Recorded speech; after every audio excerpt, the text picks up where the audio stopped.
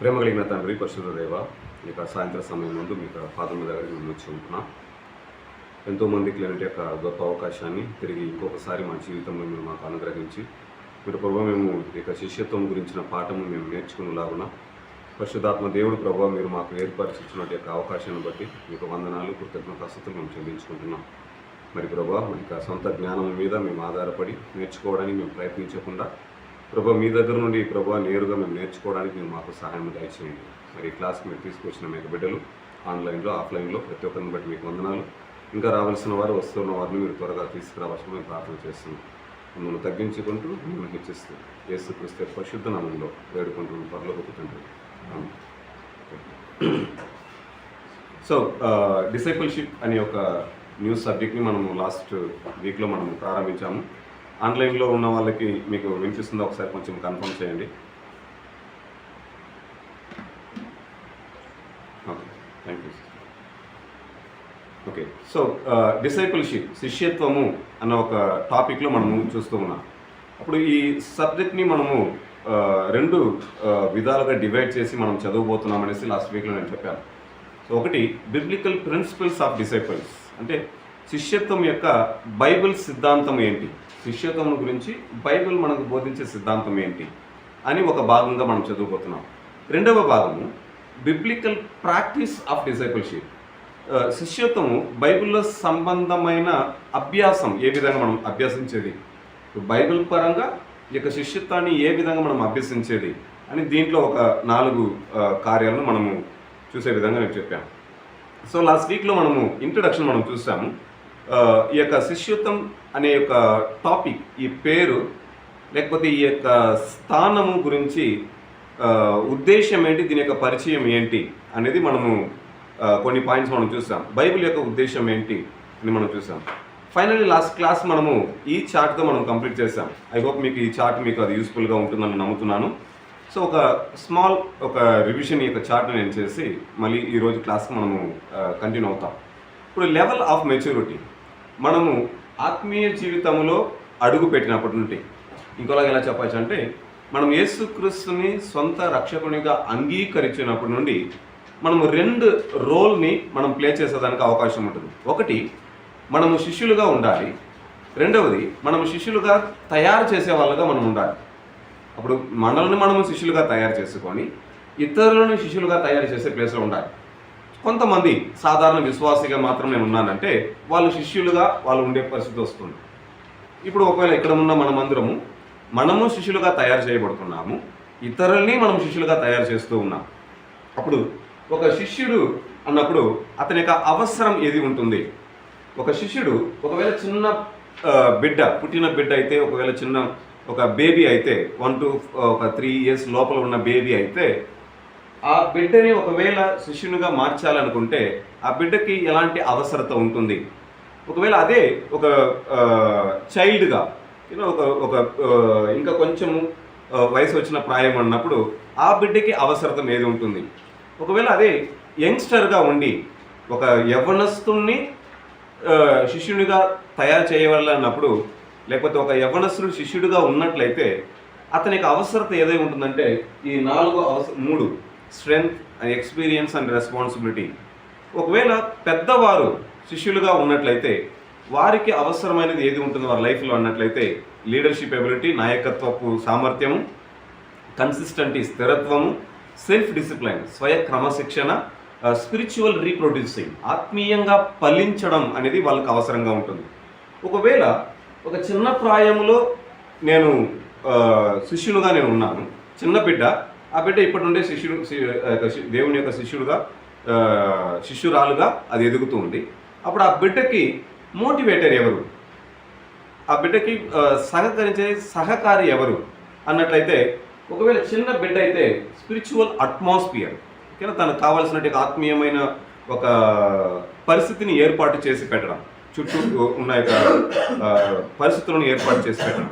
Child అయితే discipline, అంటే తనను క్రమశిక్షణలో ఎవరైతే పెట్టగలుగుతారో వారు, ఒకవేళ తల్లిదండ్రులు ఉండొచ్చు, బంధువులు అయి ఉండొచ్చు, లేకపోతే సహోదరులు అయి ఉండొచ్చు, లేకపోతే సండే క్లాస్ VBS టీచర్స్ అయి ఉండొచ్చు, లేకపోతే చర్చ్ పాస్టర్ అయి ఉండొచ్చు. ఎవరైతే క్రమశిక్షణలో వారిని నడపగలుగుతారో వారు మోటివేటర్గా ఉండడానికి అవుతుంది. ఒకవేళ యూత్గా ఉన్నట్లయితే వారికి మోటివేటర్ ఎవరుగా ఉండాలి అంటే వారికి వారే మోటివేటర్గా ఉండాలని మనం చూసాం. వాళ్ళకు వాళ్ళే మోటివేటర్గా ఉండాలి. అది చాలా ఇంపార్టెంట్. ఎందుకంటే ఒకవేళ ఆ ప్రాయంలో ఎందుకు వాళ్ళకు వాళ్ళే మోటివేటర్గా ఉండాలంటే వాళ్ళకన్నా ఎక్కువ తెలిసిన వాళ్ళు చెప్పినా వాళ్ళలో తక్కువగా వాళ్ళు ఫీల్ అవ్వడం జరుగుతుంది. వాళ్ళకు తక్కువ తెలిసిన వాళ్ళు చెప్పినా నాకు నువ్వేం చెప్పేదని ఒక ఫీల్ వస్తుంది. ఈ రెండిటి కాకుండా ఒక యవ్వన ప్రాయంలో ఒకరు శిష్యుడుగా ఉన్నట్లయితే ఆ శిష్యునికి మోటివేటర్గా ఎవరు ఉండాలంటే తనకు తానే మోటివేటర్గా ఉండాలి. అప్పుడు ఆ మోటివేటర్గా ఉండడానికి అతనికి అవసరం ఏది వస్తుంది అన్నప్పుడు ఈ 3 కార్యాలు తనకు అవసరంగా ఉంటుంది: strength, experience and responsibility. So నేను మళ్ళీ మీకు ఎక్స్ప్లెయిన్ చేయలేదు, లాస్ట్ వీక్ ఈ చార్ట్ కంప్లీట్గా ఎక్స్ప్లెయిన్ చేశాను కాబట్టి.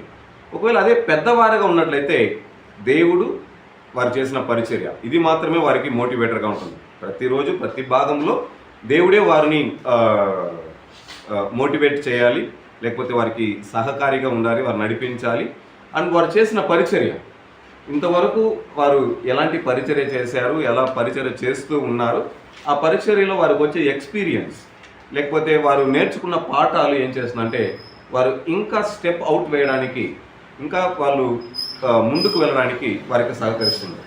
సో దీన్ని దాటుకొని ఒకవేళ మనము శిష్యులను తయారు చేసే స్థానంలో మనం ఉంటే, శిష్యులను తయారు చేసే స్థానంలో ఉంటే ఒక చిన్న బిడ్డని నేను శిష్యునిగా తయారు చేయాలంటే ఆ బిడ్డ పట్ల నా రోల్ ఎలా ఉండాలి, నా పనితత్వం ఏ విధంగా ఉండాలి, నేను ఏ విధంగా బిడ్డ విషయంలో నేను పని చేయాలి. ఇప్పుడు నేను ఒకవేళ ఒక బైబిల్ కాలేజ్ టీచర్, ఈ టీచర్ ఒక చిన్న బిడ్డని శిష్యురాలుగా చేయాలనుకుంటే అక్కడ వెళ్ళి నేను ఇలాంటి ప్రాజెక్టులు పెట్టుకొని లేకపోతే పెద్ద పెద్ద టీచింగ్స్ అంతా తీసుకుపోయి ఆ బిడ్డకి చెప్తే ఏదైనా అర్థమవుతుందా? ఏమీ అర్థం కాదు. అప్పుడు ఒకవేళ నేను చిన్న బిడ్డని శిష్యునిగా తయారు చేయాలనుకుంటే అక్కడ నేను చేయాల్సిన రోల్ ఏ విధంగా చేయాలంటే మదర్ రోల్ని నేను చేయాల్సి ఉంటుంది. ఒక తల్లి తన బిడ్డకి చేయాల్సిన విధంగా ఆ మదర్ తల్లి యొక్క స్థానంలో ఆ యొక్క చిన్న బిడ్డని నేను ఏం చేసుకోవాలని చూసుకోవాలి. అప్పుడు నా పూర్తి ఆలోచన, నా యొక్క పూర్తి ఎక్స్పెక్టేషన్ ఎలా ఉండాలంటే ఆ బిడ్డని కాపాడడము, భద్రపరచడము, తనకు కావాల్సిన యొక్క కార్యాలను ఏర్పాటు చేసేవాడు. అంటే స్పిరిచువల్ అట్మాస్ఫియర్ తన దగ్గర ఉండే విధంగా చూసుకోవడం. ఒకవేళ నేను ఒక చిన్న బిడ్డ నేను దేవునిలో శిష్యునిగా నేను తయారు చేసేటప్పుడు ఆ బిడ్డ చుట్టూ రోజు సినిమా పాటలు వింటూ ఉండడం, లేకపోతే ఇంకొకటి గంతులు చెడ్డ మాటలు మాట్లాడుతూ ఉండడం, ఇలాంటి వాటిని నేనేం చేయాలంటే కొంచెం దూరం పెట్టి ఆ బిడ్డని నేనేం చేయాలంటే నేను కాపాడాలి. ఈ కాపాడడం అనేది 2 విధాలుగా ఆలోచించాలి. ఒకటి, శరీరాన్ని కాపాడాల్సిన బాధ్యత మనకుంది. రెండవది, వారి యొక్క ఆత్మను కాపాడాల్సిన బాధ్యత ఉంది. ఆ బిడ్డ ఆత్మీయంలో ఎదగడానికి ఏది ఆటంకంగా ఉంది అని చూసి వాటిని దూరపరచడము కూడా కాపాడడమే. శరీరంలో బలహీనత ఏది రావడానికి అవకాశం ఉందని చూసి దానిని దూరపరచడానికి చేసే పని కూడా కాపాడడమే. ఒకవేళ అదే నేను ఇంకా కొంచెం పైప్రాయం అంటే ఒకవేళ ఒక 5-6 వయసు నుండి 13-12 వయసు వరకు ఉన్న పిల్లల్ని చైల్డ్ అంటాం, కిడ్స్. సో అలాంటి పిల్లల పట్ల వారిని నేను శిష్యులుగా తయారు చేస్తే, ఒకవేళ మనము సండే క్లాస్ చిల్డ్రన్స్ మినిస్ట్రీ రేంజ్లో మనం చూసినట్లయితే బేబీ అనే ప్రాయం వచ్చినప్పుడు ప్రైమరీ వస్తుంది, ఓకేనా, బిగినర్ అండ్ ప్రైమరీ వస్తుంది. బేసిక్లీ బిగినర్ వస్తుంది. చైల్డ్ అన్నప్పుడు అది primary, upper senior primary and junior, ఓకేనా. సో ఇంతవరకు అది వస్తుంది అనమాట. అప్పుడు జూనియర్ పిల్లవాళ్ళు. అప్పుడు ఇలాంటి వారి పట్ల, అలాంటి పిల్లలను నేను శిష్యులుగా తయారు చేయాలంటే వారి పట్ల నా రోల్ ఎలా ఉండాలి అంటే టీచర్గా నేను ఉండాలి. టు ఎక్విప్ ఫర్ సర్వీస్, అంటే వారు సేవ చేయడానికి నేనేం చేయాలంటే వారిని నేను ప్రోత్సహించాలి. ఇప్పుడు వారికి సహాయపడాలి, వారికి నేర్పించాలి. ఆ టైంలోనే వాళ్ళకి అనేక ప్రశ్నలు వస్తుంది, అనేక కన్ఫ్యూషన్స్, లేకపోతే అర్థం కాని విషయాలు, ప్రశ్నలు ఎక్కువగా వస్తుంది. వీళ్ళ చిన్నపిల్లల్లో ఏ వయసు పిల్లలు ఎక్కువ ప్రశ్న అడుగుతారంటే ఈ వయసు పిల్లలే ఎక్కువ ప్రశ్న అడుగుతారు. అప్పుడు అలాంటి వారి పట్ల నా రోల్ ఎలా ఉండాలంటే నేను టీచర్గా నేను ఉండాలి. అంటే వారు ఏమి అడిగినా, వాళ్ళకి ఏది అవసరం ఉన్నా అది తీర్చగలిగే స్థానంలో ఒక టీచర్ ఉండగలగాలి. వాళ్ళకు వచ్చే ప్రశ్నలకి సరైన ఆన్సర్ చెప్పగలిగే స్థానంలో ఉండాలి. మూడవది, ఒకవేళ నేను ఒక యవ్వనస్తుని నేను శిష్యునిగా తయారు చేస్తున్నట్లయితే ఆ యవ్వనస్తుని పట్ల నా రోల్ ఏంటి, నేను ఎలాంటి రోల్ ప్లే చేయాలి అన్నట్లయితే ఒక కోచ్గా ఉండాలి, తర్ఫీదు చేసేవాడు, వారిని ట్రైనింగ్ చేసేవాడుగా నేను ఉండాలి. అప్పుడు వారు నేనేం చేయలేనంటే పర్లేదులే పోతే పోని అని వదిలిపెట్టలేం. ఒకవేళ ఏదైనా స్పోర్ట్స్ కానీ లేకపోతే ఏదైనా మిలిటరీ ట్రైనింగ్ కానీ ఎక్కడైనా కానీ ఒక కోచ్ అని చూసినట్లయితే వారి కింద ట్రైనింగ్ అయ్యే వాళ్ళని అంత ఈజీగా వదిలిపెట్టరు. వాళ్ళని చాలా కష్టపడడానికి వాళ్ళని ఏం చేస్తారంటే వాళ్ళని వదిలిపెడతారు.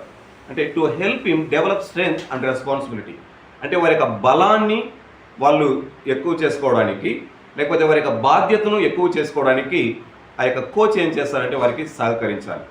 అప్పుడు ఏం చేయాలంటే కష్టపడి పని చేసేదానికి అతను ఏం చేస్తాడో మనం వదిలిపెడతాడు. అప్పుడు యవ్వనస్తులు పట్ల మనం శిష్యులుగా వారిని తయారు చేసినట్లయితే వారు కొన్ని పోరాటములు వారు అనుభవించడానికి, కొన్ని పోరాటంలో వారు నిలబడడానికి మనం ఏం చేయాలంటే అనుమతించాలి. అప్పుడు ఒక చిన్న ప్రాబ్లం వచ్చింది, ఒక ఫైనాన్షియల్ ఇష్యూ వచ్చింది, ఒక చిన్న యాక్సిడెంట్ వచ్చింది, వెంటనే దేవుని వదిలి దూరం వెళ్ళిపోతున్నారంటే అలాంటి టైంలోనే ఆ పరిస్థితిని మనం ఏం చేయాలంటే వారిని ఎంకరేజ్ చేయాలి. ఇది నువ్వు ఫేస్ చేయడం చాలా ఇంపార్టెంట్, చాలా మంచిది. ఇప్పుడు ఒకవేళ నువ్వు దీన్ని ఫేస్ చేయగలిగితే ఫ్యూచర్లో ఎంత పెద్దదైనా నీకు అది చాలా చిన్నదిగా నీకు అనిపిస్తుంది. ఇప్పుడు మనము చిన్న విషయంలో మనం ట్రైనింగ్ కాకపోతే పెద్ద విషయాన్ని మనం జయించలేము. మిలిటరీ ట్రైనింగ్ అన్నా కానీ, ఒక కంప్యూటర్ ఒక కోర్స్ ట్రైనింగ్ చేయాలనుకున్నా కానీ, ఏ ట్రైనింగ్ అన్నా కానీ నేర్చుకునేటప్పుడు కష్టపడకపోతే ఫ్యూచర్లో మనం దాన్ని పెట్టుకొని మనము ఆ గొప్ప పేరును మనం పొందుకోలేము. అప్పుడు ఆ ట్రైనింగ్ ఇచ్చే విధంగా ఆ కోచ్ ఏం చేశారంటే వారు కష్టపడడానికి అనుమతించాలి, వారి మీద బాధ్యతలు పెట్టాలి. మీరు ఈ బాధ్యతలు మీరు మోయాలి, ఈ బాధ్యతలు మీరు తీసుకోవాలి, ఇది నీ బాధ్యత, ఇది నీ బాధ్యత, ఇది నీ బాధ్యత, దీనికి నువ్వు లెక్క అప్పచెప్పే తీరాలి. నీకు కష్టం వస్తుంది అయినా నువ్వు దాన్ని నిలబడు. ఇప్పుడు నిలబడితేనే, ఇప్పుడు ఈ కష్టాన్ని అనుభవిస్తేనే రేపటి దినంలో అనేక మందికి నువ్వు ఒక కోచ్గా ఉండగలుగుతావు. నాకు అలాగే జరిగింది, నేను అలాగే ఉన్నాను అని ఒక కోచ్గా వ్యవహరించాలి. ఫైనలీ ఒకవేళ నేను ఒక పెద్ద వారిని, పేరెంట్స్ని లేకపోతే అడల్ట్ని నేను ఒకవేళ శిష్యులుగా తయారు చేస్తూ ఉన్నట్లయితే వారి పట్ల నా కర్తవ్యం ఎలా ఉందంటే పీర్, అంటే ఒక సహకారిగా నేను ఉండాలి, సహాయకుడుగా ఉండాలి అంతే. అంటే వారిని నేను శిష్యులుగా తయారు చేశాను అనే పేరు మనకు రాదు. వాళ్ళు శిష్యులుగా తయారు చేయబడడానికి నా వంతు సహాయాన్ని నేను బయటకు వచ్చేసాను. అంటే నా వల్లే వాళ్ళ శిష్యులుగా తయారయ్యానని నేను చెప్పను. వాళ్ళకి నాయకులు ఇంకొకరు ఉంటారు, వాళ్ళకి పాస్టర్ ఇంకొకరు ఉంటారు, వాళ్ళకి కాపరి ఇంకొకరు ఉంటారు, వాళ్ళకి టీచర్ ఇంకొకరు ఉంటారు. బట్ ఎక్కడో ఏదో ఒక సందర్భంలో నా అవసరం వాళ్ళకి నా యొక్క అవసరం వాళ్ళకి అవసరమైంది. అప్పుడు నేనేం చేస్తున్నాను, ఆ భాగంలో వెళ్ళి ఆ పార్ట్ మాత్రం నేను చూసి సరిచేసి మాట్లాడి నేను మళ్ళీ బయటకు వచ్చేస్తాను. అంటే పలానా వాళ్ళని నేను సహకరించాను కాబట్టి వాళ్ళు ఈరోజు క్రైస్తవులుగా ఉండాలంటే నేనే దానికి కారణం అని పెద్దవారి పట్ల నేనేం చేయాలంటే నేను ఆ యొక్క పేరు నేను తీసుకోలేను. ఎందుకంటే ఒక భాగం నేను వాళ్ళకి సహాయం చేసి వచ్చేస్తున్నాను. బట్ ఓవరాల్ క్రెడిట్ వారిని నడిపించే మోటివేటర్, వారి మీద ఉన్న కాపరి, వారి మీద ఉన్న పాస్టర్, వారిని అది చెందుతుంది. ఇప్పుడు ఈ విధంగా మనము డిసైపుల్గా ఉంటే మనం ఎలా ఉండాలి, ఒకవేళ డిసైపుల్ మేకర్గా ఉంటే మనం ఎలా, మన యొక్క రోల్స్ ఉండాలి, మన యొక్క అవసరత ఏది ఉంటుంది, మన యొక్క మోటివేటర్ ఎవరు, మన యొక్క రోల్ ఏంటి అనేది ఒక క్లియర్ పిక్చర్ మనకు కలిగి ఉండడం అనేది చాలా ఇంపార్టెంట్. సో దీనితో మనం లాస్ట్ క్లాస్ మనం కంప్లీట్ చేసాం. సో ఈరోజు క్లాస్ని మనము కంటిన్యూ చేయాలన్నప్పుడు the lifestyle of discipleship అనే ఒక టాపిక్తో మనము కంటిన్యూ చేస్తాం. సో ఇది కూడా ఇంట్రడక్షన్లో ఒక లాస్ట్ భాగమే. మీరు నోట్స్ రాసేటప్పుడు ఇంట్రడక్షన్లోనే దీన్ని మీరు రాసి పెట్టండి. The lifestyle of discipleship అంటే ఒక శిష్యులుగా తయారయ్యేవారు, ఒక శిష్యులుగా ఏర్పడేవారు, శిష్యులుగా తయారు చేయబడుతూ ఉన్నవారు వారి యొక్క జీవిత విధానం ఏ విధంగా ఉండాలి, ఏ విధంగా ఉంటుంది అనేది ఒక 9 పాయింట్స్లో చాలా క్లుప్తంగా మనం చూస్తాం. So life style of discipleship, శిష్యులుగా తయారు చేయబడేవాళ్ళు, తయారు చేయబడుతూ ఉన్న వారి యొక్క జీవిత విధానం ఏ విధంగా ఉండాలి. దాంట్లో మొదటిది, ఏ disciple puts Christ first place in every area of life and is taking steps to separate from sin. శిష్యుడు అనబడిన వాడు తను ఉంటున్న పాపము నుండి తను వేరుపరచబడిన వాడై, అంటే పాపము నుండి వేరుపరచబడిన వాడై సమస్తములో అన్నిటిలో క్రీస్తును మాత్రమే ముందు ఉంచేవాడుగా ఉండాలి. ఒక శిష్యుని యొక్క జీవిత విధానం ఎలా ఉండాలంటే, తన యొక్క పాపపు కార్యము, పాపపు పరిస్థితి దీనిలో నుండి వేరుపరచబడిన వాడై అన్నిటిలో తన జీవితంలో క్రీస్తునే ముందు పెట్టేవాడుగా తను ఉండాలి. ఏదైనా సంతోషమైన, కష్టమైన, వ్యాధి అయినా, బాధ అయినా, నిరుత్సాహమైన, ఎంకరేజ్ అయినా, స్ట్రెంగ్త్ అయినా, వీక్నెస్ అయినా, వాట్ ఎవర్ ఇట్ ఈస్, తన జీవితంలో ఫస్ట్ ప్లేస్ క్రీస్తుకు ఇచ్చేవాడుగా ఉండాలి. పాపము నుండి వేరుపరచబడిన వాడుగా అతను ఉండాలి. ఇది ఫస్ట్ పాయింట్. రెండవది, a disciple has a daily devotional time and is constantly developing their prayer life. ఒక శిష్యుడు అనబడిన వాడు ప్రతిరోజు ధ్యానానికైనా తన యొక్క సమయాన్ని కొనసాగించేవాడుగా ఉండాలి. ప్రతిరోజు తన యొక్క ప్రార్థన జీవితాన్ని డెవలప్ చేసేవాడుగా అతను ఉండాలి. అంటే రొటీన్గా ఎందుకు నేను ఈ పాయింట్ మీకు చెప్తున్నానంటే, కొంతమంది ప్రార్థన మీరు విన్నట్లయితే రొటీన్గా పోతుంటుంది. వాళ్ళు ఉచ్చరించే పదాలు, వాళ్ళు చెప్పే మాటలు కానీ ఏదో కంఠస్థం చేసి ఒప్పించేలాగుంటుంది. అది నిజంగా వాళ్ళ యొక్క హృదయముల నుండి, ఆత్మల నుండి ఆ పరిస్థితికి వచ్చినట్లు ఉండదు. నేను ఏం ప్రేయర్ చేశారో ఇది ఈరోజు అదే, మళ్ళీ రేపు అదే, ఇంకొక రోజు అదే. అలాంటి వారు ఒకవేళ వెంటనే ఒక పరిస్థితిలో ఎవరు ఎదురు చూడని టైంలో మీరు ప్రేయర్ చేయని బ్రదర్ అంటే ఉక్కిరి బిక్కిరి అయిపోతారు. అంటే వాళ్ళకి నోట్ల నుండి మాటలు రాదు. ఎందుకంటే వాళ్ళు మైండ్లో ఒక ఇన్ఫర్మేషన్గా ప్రేయర్ అనేది వాళ్ళకు ఇన్సర్ట్ అయిపోయింది. అప్పుడు నిజమైన శిష్యుడు తన ప్రార్థన జీవితాన్ని డెవలప్ చేసేవాడుగా అతను ఉండాలి, వృద్ధి చేసేవాడుగా. రోజు రోజుకి నా ప్రార్థనలో నాకు డిఫరెన్స్ నాకు కనిపెట్టాలి. నా ప్రార్థనలో నేను ఎంత బలపడుతున్నాను, నా ప్రార్థనలో నేను ఎంత ఎదుగుతున్నాను, నా ప్రార్థనలో ఎంత నేను వెనుకబడినాను. అప్పుడు నేను చేసే ప్రార్థన జీవితం గురించి ఒక ఐడియా నాకు ఉండాలి. ప్రతిరోజు నేను దాన్ని గమనించాలి. నిన్నటికి ఈ రోజుకి నేను ఎంతసేపు నేను ప్రేయర్ చేశాను, ఏ విషయం గురించి నేను ప్రేయర్ చేశాను, బాధతో చేశానా, సంతోషంతో చేశానా, మంచి హుషారుగా ఎంకరేజ్తో చేశానా అని ఒక ఇవాల్యుయేషన్ కలిగే స్థానంలో ఆ యొక్క శిష్యుడు ఉండగలగాలి. అట్ ద సేమ్ టైం ప్రతిరోజు ధ్యానానికైనా సమయాన్ని పాటించేవారుగా అతను ఉండాలి. వాక్య ధ్యానం, devotional time, spending time with God, వ్యక్తిగతంగా దేవునితో టైం స్పెండ్ చేసే ఒక విషయం, దాన్ని డివోషన్ అంటారు. మూడవది, a disciple demonstrated faithfulness and has a desire to learn and apply the word of God through regular Bible study, scripture memory, reading and meditation of the scriptures. ఒక శిష్యుడు తన యొక్క విశ్వసనీయతను ప్రతిరోజు వాక్యానుసారముగా వృద్ధి చేసుకునేవాడుగాను, వాక్యముల నుండి నేర్చుకునేవాడుగాను అతను ఉండాలి. అప్పుడు ఒక శిష్యుని యొక్క విశ్వాసం ఎలా వృద్ధి చెందుతుందంటే, తన వాక్యము నేర్చుకునే దాని మీద అది ఆధారపడి ఉంటుంది. అప్పుడు ఒక శిష్యుడు తన యొక్క జీవితంలో వాక్యము నేర్చుకొని ఆ వాక్యాన్ని తన జీవితంలో అప్లై చేయాలి, అన్వయించాలి. అలా అప్లై చేస్తూ తన యొక్క జీవితంలో ఒక నిజమైన ఒక విశ్వసనీయతను అతను ఏం చేయాలంటే అతను కొనసాగించాలి. ఇది దేని ద్వారా, దేని సహాయంతో ఇతను చేయాలంటే రెగ్యులర్ బైబిల్ స్టడీ. అంటే రోజు తరచు కంటిన్యూస్గా తన ఒక బైబిల్ స్టడీ అనేది కంటిన్యూ చేసి తీరాలి. ఈరోజు నాకు టైం లేదు, నేను బైబిల్ స్టడీ చేయలేదు, ఇంకొకటి ఏ కారణం అనేది చెప్పకూడదు. ఒక నిజమైన శిష్యునికి ఉండాల్సింది రెగ్యులర్ బైబిల్ స్టడీ. ఆ రెగ్యులర్ బైబిల్ స్టడీ ఎందుకంటే తన యొక్క విశ్వాస జీవితంలో ఎదగడానికి, అతను నేర్చుకోవడానికి ఆ యొక్క బైబిల్ స్టడీ తనకు సహాయపడుతుంది. అంటే ప్రతిరోజు దేవుడు అతనితో మాట్లాడతాడు, ప్రతిరోజు కావలసిన ఒక ఆత్మీయమైన ఆహారమును దేవుడు అతనికి దయచేస్తాడు. ఇవన్నీ ఎక్కడ దొరుకుతుందంటే రెగ్యులర్ బైబిల్ స్టడీలోనే. సో నేను చాలాసార్లు మీకు చెప్పాను, just start your day with the word of God. మీ యొక్క రోజుని మార్నింగ్ లేచినప్పుడే దేవుని వాక్యంతో మీరు మొదలు పెట్టండి అని చెప్తాను. ఎందుకంటే దేవుని వాక్యంతోనే మనం మొదలు పెడితే ఆ రోజు ఎలా ఉంటుంది, ఏం చేయాలి, ఎలా పరిస్థితిని ఎదుర్కోవాలి అన్నిటినీ దేవుడు మార్నింగ్ ఫస్ట్ అవర్లోనే దేవుడు మనకు చూపించేస్తాడు, నేర్పించేస్తాడు. దాన్ని దాటుకుని ఆ రోజు మనము అడుగుపెట్టి ప్రపంచంలో మనం వెళ్ళినప్పుడు అన్నీ మనకు ఈజీగా అనిపిస్తుంది. అందుకే start your day with the word of God. దేవుని వాక్యంతో మన యొక్క రోజుని మొదలు పెట్టడం చాలా ఇంపార్టెంట్. ఎందుకు అలా అంటే వాక్యం ద్వారా మన యొక్క విశ్వాస జీవితానికి మనం నేర్చుకోవాల్సింది చాలా ఉంది.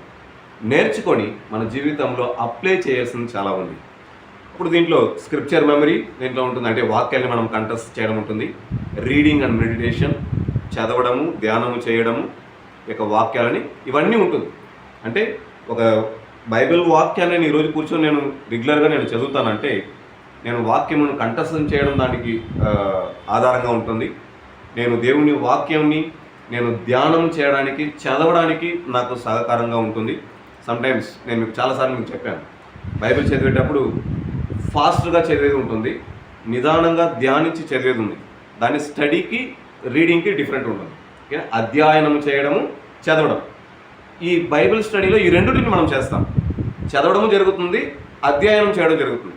దీన్ని ఎలా చెప్పచ్చు అంటే, ఇప్పుడు పాత నిబంధన మనం చదువుతున్నప్పుడు మీకు నేను అసైన్మెంట్ ఇచ్చాను, ఎహెజ్కేలు పుస్తకాన్ని మీరు చదివి ముగించాలి, అది రీడింగ్. అధ్యయనం చేయనప్పుడు క్లాస్లో కూర్చొని మనం ఒక్కొక్క వాక్యాన్ని దాని వెనుక ఉన్న సారాంశంలో ముందు ఉన్నది అన్నిటినీ చాలా క్లియర్గా మనము డెవలప్ చేసి, అంటే ఓపెన్ చేసి దాంట్లో ఉన్నది చూడగలుగుతున్నాం. ఇది ధ్యానం, స్టడీ చేయడం. అప్పుడు ఈ రెండు కూడా మన యొక్క వ్యక్తిగత విశ్వాస జీవితాన్ని వృద్ధి చేసుకోవడానికి ఏం చేస్తుందంటే సహాయపడుతుంది.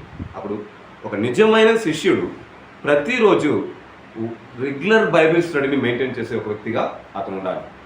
ఆ రెగ్యులర్ బైబిల్ స్టడీ 3 విధాలుగా అతనికి సహాయపడుతుంది: చదవడానికి, కంఠస్థం చేయడానికి, మెడిటేషన్ చేయడానికి.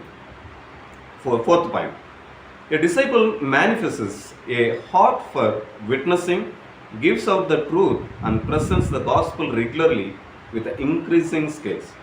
ఒక నిజమైన శిష్యుడు తన యొక్క హృదయాన్ని ఒక సాక్షికరమైన జీవితము జీవించడానికి నిర్ణయించే వ్యక్తిగా అతను ఉంటాడు. అప్పుడు అతని యొక్క గోల్, అతని యొక్క మనస్సు దేన్ని ఆలోచిస్తూ ఉంటుందంటే, నేను నా సాక్షిని నేను కాపాడుకోవాలి, నా సాక్ష్యాన్ని నేను నిలబెట్టుకోవాలి, నా సాక్ష్యాన్ని అనేక మందికి నేను చూపించాలి. అప్పుడు తన యొక్క సాక్షికరమైన జీవితం. సో సాక్షికరమైన జీవితం అంటే ఏంటి చెప్పండి చూస్తాం. Witness life. సాక్షికరమైన జీవితం అంటే దేవుడు చేసిన మేలు, ఇంకా క్రీస్తును వెంబడించి ఓకే క్రీస్తు మాదిరి చూపించడం, ఇంకా మీకు అర్థమైంది. సాక్షిగా జీవించడం అంటే ఆన్లైన్లో ఉన్నవారు మీరు కూడా చెప్పచ్చు కాదు చెప్పండి.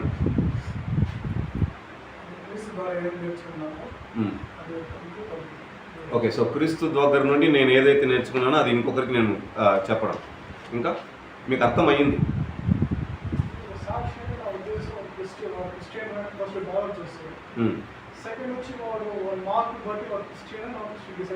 ఓకే, సో అతనిలో ఉన్న జీవిత విధానం మార్పు, ఏ విధంగా మా యొక్క మార్పును చూసి అతనిని సాక్షిగా మనం గుర్తిస్తున్నాం. ఇంకా మంచి పాయింట్. క్రీస్తు ఓకే, సో క్రీస్తు జీవించడం క్రియల ద్వారా మనం జీవించడం. ఓకే, ఇంకా ఆన్లైన్లో మీరు ఎవరైనా చెప్తారా? సో సాక్షికరమైన జీవితం అనేది ఒకవేళ మీరు అందరూ చెప్పిన అన్నీ కూడా కరెక్టే. సో సింపుల్గా మీకు అర్థం అవడానికి ఒకే ఒక లైన్లో చెప్తున్నాను. యేసుక్రీస్తును నా సొంత రక్షకుడిగా నేను అంగీకరించాను. ఇంతకుముందు నాకు అనేక దేవుళ్ళు, అనేక నమ్మకాలు, అనేక ఎక్స్పెక్టేషన్ నాకు ఉండేది. క్రీస్తు దగ్గరికి వచ్చిన తర్వాత నా నమ్మకము ఆయనే, నా దేవుడు ఆయనే, నా రక్షణ ఆయనే, నా సమస్తము ఆయనే అనే స్థాయికి నేను వచ్చేసాను.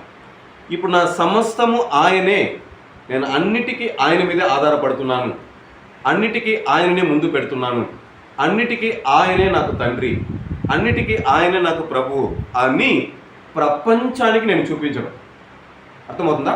ఇప్పుడు ఎవరైనా ఒకరు చూసినప్పుడు, ఇప్పుడు ఒకవేళ నేను డానియల్గా నన్ను చూసినట్లయితే, నన్ను చూసిన వ్యక్తి నాకు ఒక అవసరం వచ్చినప్పుడు అతను దేవుడిని నమ్ముకున్నాడు, సో అతను దేవుడు అతనికి ఇస్తాడు, ఇలా చెప్పగలిగితే అది సాక్ష్యం.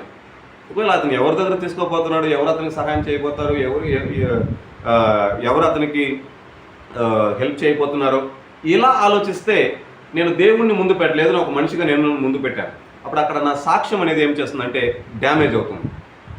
ఇప్పుడు ఒక వ్యక్తి నన్ను చూసినప్పుడు అతను క్రీస్తు నమ్ముకున్నాడు బా, ఇక మీద అతనికి మొత్తం క్రీస్తే, ఆ దేవుడే చూసుకుంటాడు అన్ని, ఏం జరిగినా ఆ దేవుని దగ్గర వదిలే, ఆ దేవుడే చూసుకుంటాడు. సో ఇది సాక్షికరమైన జీవితం. అప్పుడు ఒక నిజమైన శిష్యుడు ఎలా ఉండాలంటే, disciple manifests a heart for witnessing. తన యొక్క హృదయాన్ని, తన యొక్క మనస్సును సాక్ష్యార్థంగా నిలబడడానికి తను ఏం చేయాలంటే తను ఏర్పాటు చేసుకోవాలి. తన యొక్క మనస్సులో ఆ ఆలోచన ప్రతిసారి ఉండాలి, నేను సాక్షిగా నేను ఉన్నాను, నా యొక్క సాక్ష్యాన్ని నిలబెట్టుకోవాలి, నా సాక్ష్యాన్ని నేను కొనసాగించాలి. దాన్ని దాటుకొని gives out the truth and presence the gospel regularly with increasing skills. అంటే ప్రతిరోజు ఇంక్రీజింగ్ స్కిల్స్ అంటే దాన్ని ఎలా చెప్పొచ్చు, స్కిల్స్ సామర్థ్యం. ఓకే, ప్రతిరోజు మన యొక్క సామర్థ్యమును వృద్ధి చేసుకుంటూ, ఇంక్రీజింగ్ సామర్థ్యమును మనం వృద్ధి చేసుకుంటూ దేవుణ్ణి సువార్తను మనం ప్రకటించే వారంగా మనం ఉండాలి. నిజమైన సువార్తను, సో అబద్ధ బోధనను కాదు, నిజమైన సువార్తను బోధించేవారుగా ఉండాలి. ఆ నిజమైన సువార్త రొటీన్గా ఒకే పాట పాడినట్లు, ఒకే పద్యం చెప్పినట్లు ఉండకూడదు. నేనేం చేయాలంటే ఇంక్రీజ్, నా యొక్క సామర్థ్యం నేనేం చేయాలంటే ప్రతిరోజు నేను ఇంక్రీజ్ చేయాలి, స్కిల్స్ డెవలప్ చేయాలి, దాంట్లో నేను మార్పు చూపించాలి. చెప్పిన ఒక పిల్లలకి మనం ఒక కథ చెప్పినట్లయితే నెక్స్ట్ వీక్ వెళ్ళి అదే కథ చెప్తే వాళ్ళకి ఇంట్రెస్ట్ ఉండదు. అప్పుడు గాస్పెల్ ఒకటే, కానీ దాన్ని ప్రసంట్ చేసే విధానం ఒకటి ఉంది. సత్యం ఒకటే, ఆ సత్యాన్ని మనము ప్రదర్శించే విధానం ఒకటి ఉంది. ఆ విధానం ఎలా ఉండాలంటే రోజు రోజుకి అది మన యొక్క సామర్థ్యాన్ని ఇంక్రీజ్ చేసే విధంగా ఉండాలి. అందరికీ ఒకేలాగా మనం చెప్పలేం. వయసు అయిన వాళ్ళకి ఒకలాగా, చిన్నపిల్లలకు ఒకలాగా, చదువుకున్న వారికి ఒకలాగా, చదువు జ్ఞానం లేని వారికి ఒకలాగా, యవ్వనస్తులకు ఒక విధంగా, యవ్వనస్తుల్లోనూ స్త్రీలకు ఒక విధంగా, పురుషులకు ఒక విధంగా, వారి యొక్క ఎడ్యుకేషనల్ నాలెడ్జ్ బ్యాక్గ్రౌండ్ని పట్టుకొని వారికి మనం ఏం చెప్పొచ్చు. అప్పుడు ఒకవేళ నేను డాక్టర్ పైన సువార్త చెప్తానంటే అఫ్కోర్స్ సైంటిఫికల్గా ఆయనకి ఆలోచనలు ఉంటుంది. అప్పుడు నేను ముందుగా నేను ఎలా చెప్పచ్చు, ఒక సైంటిఫిక్ వరల్డ్లో నుండి అతను బయటికి రావాలి, అతను ఆత్మీయతను అర్థం చేసుకోవాలంటే నేను ఎలా చెప్పాలి, ముందుగా నేను సిద్ధపడాలి. అప్పుడు ఒకవేళ నేను ఒక ఆర్ట్, ఒక డ్రాయింగ్ వేసే ఒక యవ్వనస్తుడికి నేను సువార్త చెప్పాలన్నప్పుడు అతనిని ఉద్దేశించి, ఆ డ్రాయింగ్ని ఉద్దేశించి నేను ఏ విధంగా చెప్పచ్చు. అప్పుడు నేను సువార్త చెప్పే విధానం అనేది, సత్యాన్ని నేను ప్రదర్శించినది రోజు రోజుకి అది నా యొక్క సామర్థ్యంను ఇంక్రీజ్ చేసుకుంటూ వెళ్తూ ఉండాలి.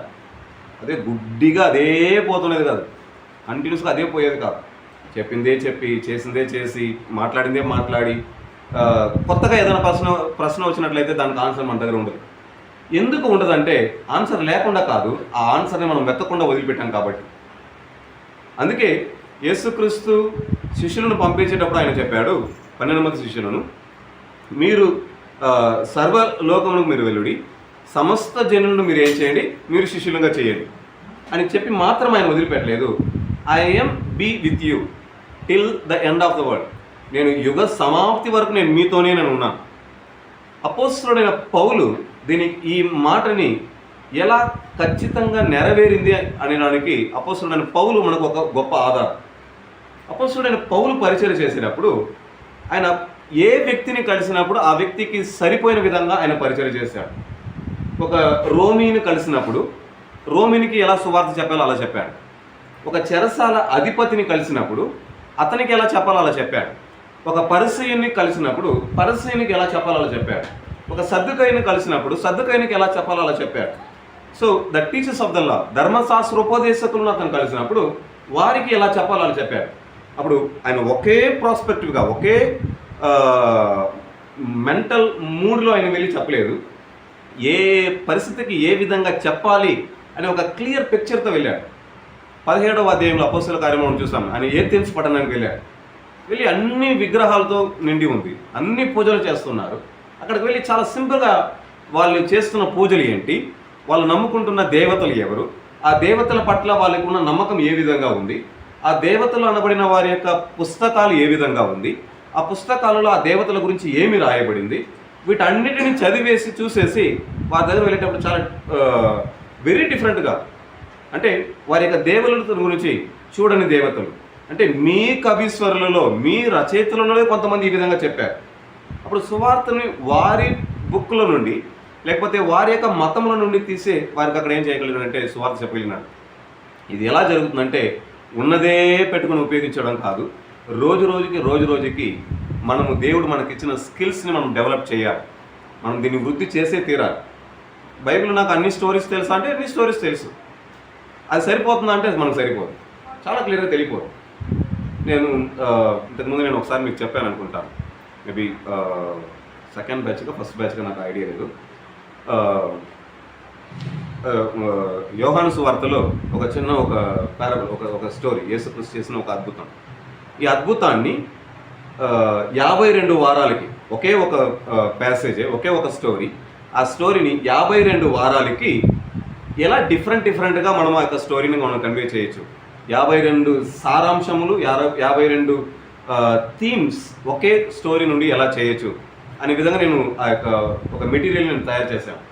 ఒకే స్టోరీ, ఫుల్ న్యూ టెస్టమెంట్ మనకు లేకపోయినా ఒకే ఒక స్టోరీ. లాస్ట్ వీక్ నేను ఈ స్టోరీ విన్నాను కదా అనే ఆలోచన లేకుండా కొత్తగా ఎలా వినొచ్చు, కొత్తగా ఎలా చెప్పచ్చు, చాలా వర్క్ చేశాను. దాని గురించి చాలా కష్టపడ్డాను, చాలా పుస్తకాలు చదివాను, చాలా విధాలుగా ఆలోచించాను, చాలా ఎగ్జాంపుల్స్ నేను దాని లోపలికి నేను తీసుకొచ్చాను.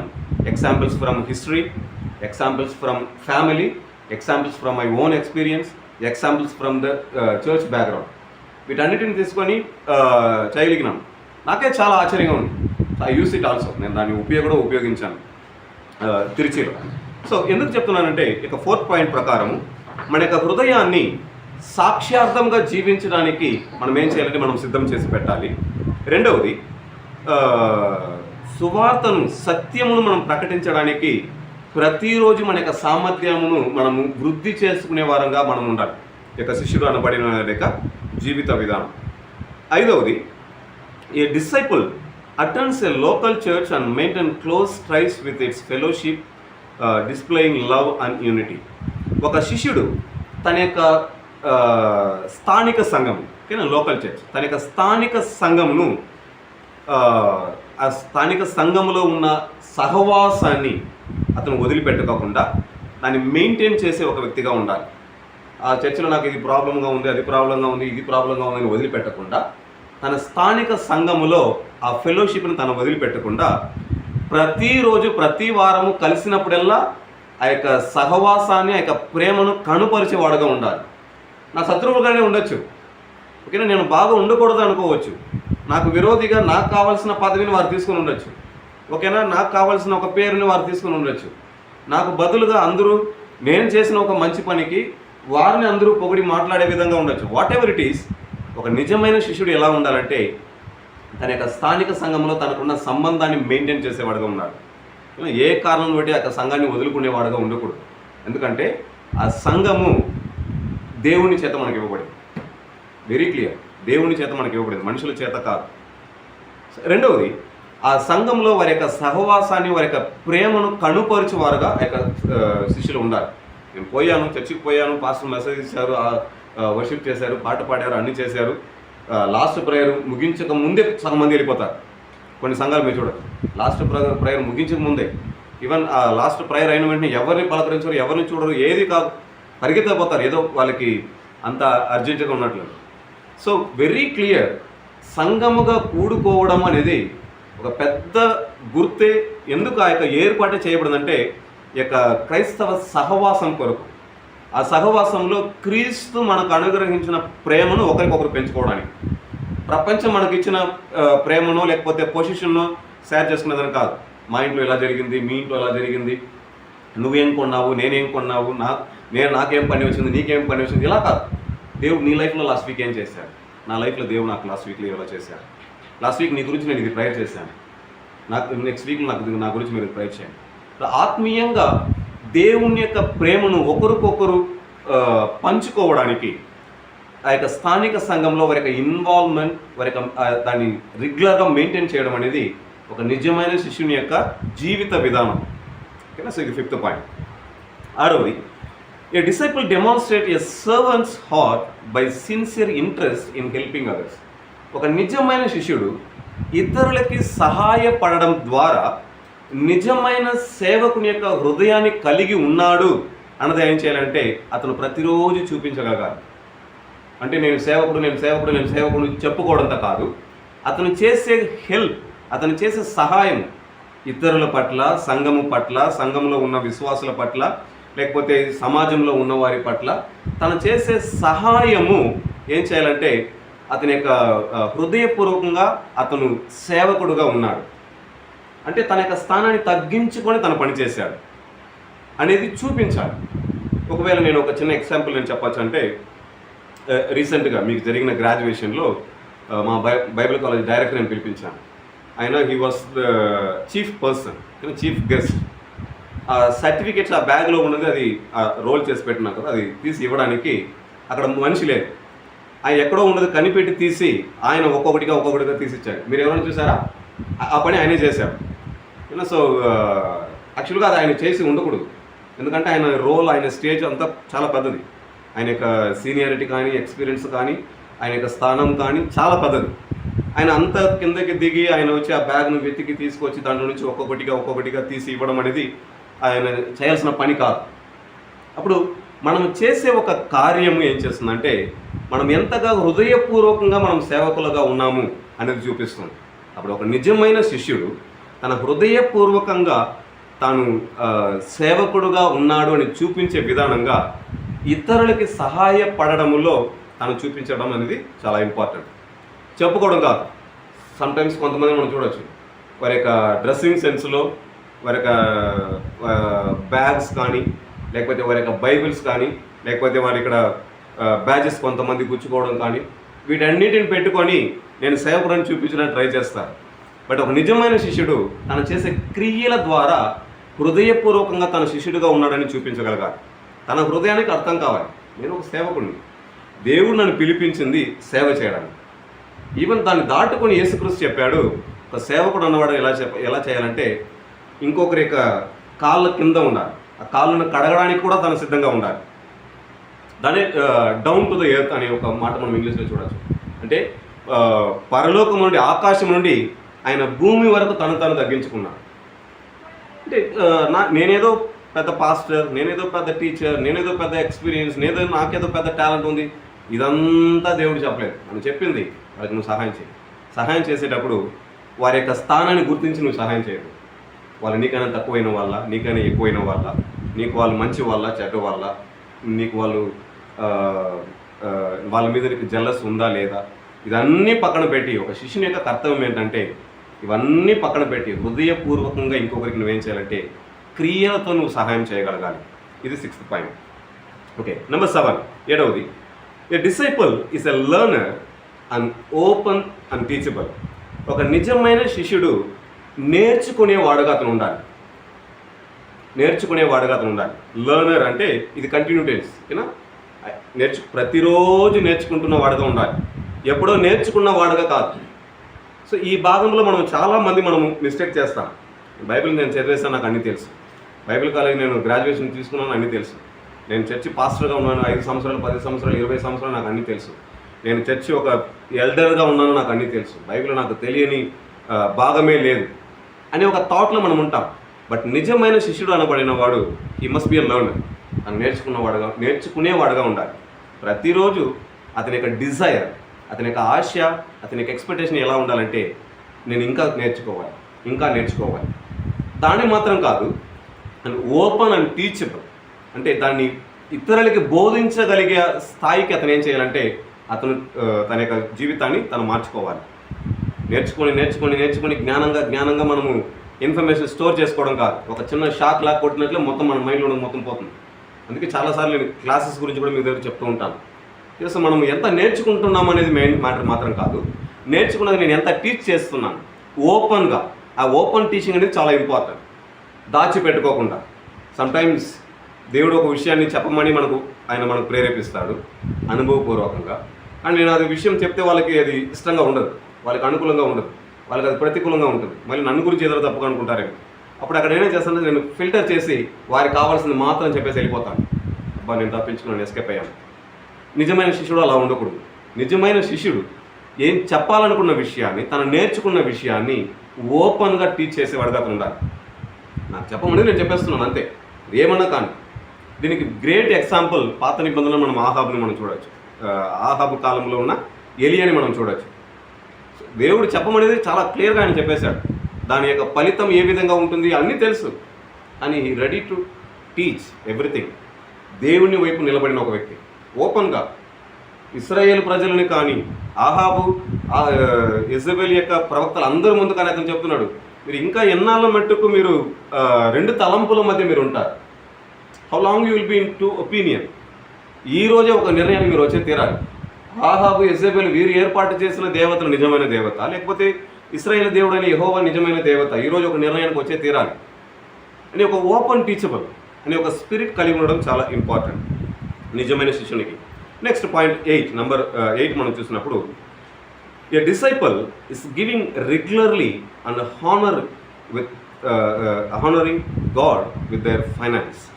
ఒక నిజమైన శిష్యుడు దేవుడు తనకు అనుగ్రహించిన అన్ని విధాలంటి యొక్క ఆశీర్వాదములతో, ఫినాన్షియల్, మెటీరియల్ వస్తువులు, తన యొక్క డబ్బుతో కానీ, తన యొక్క వస్తువులతో కానీ, తన యొక్క ఇంటి ద్వారా కానీ, వాట్ ఎవర్.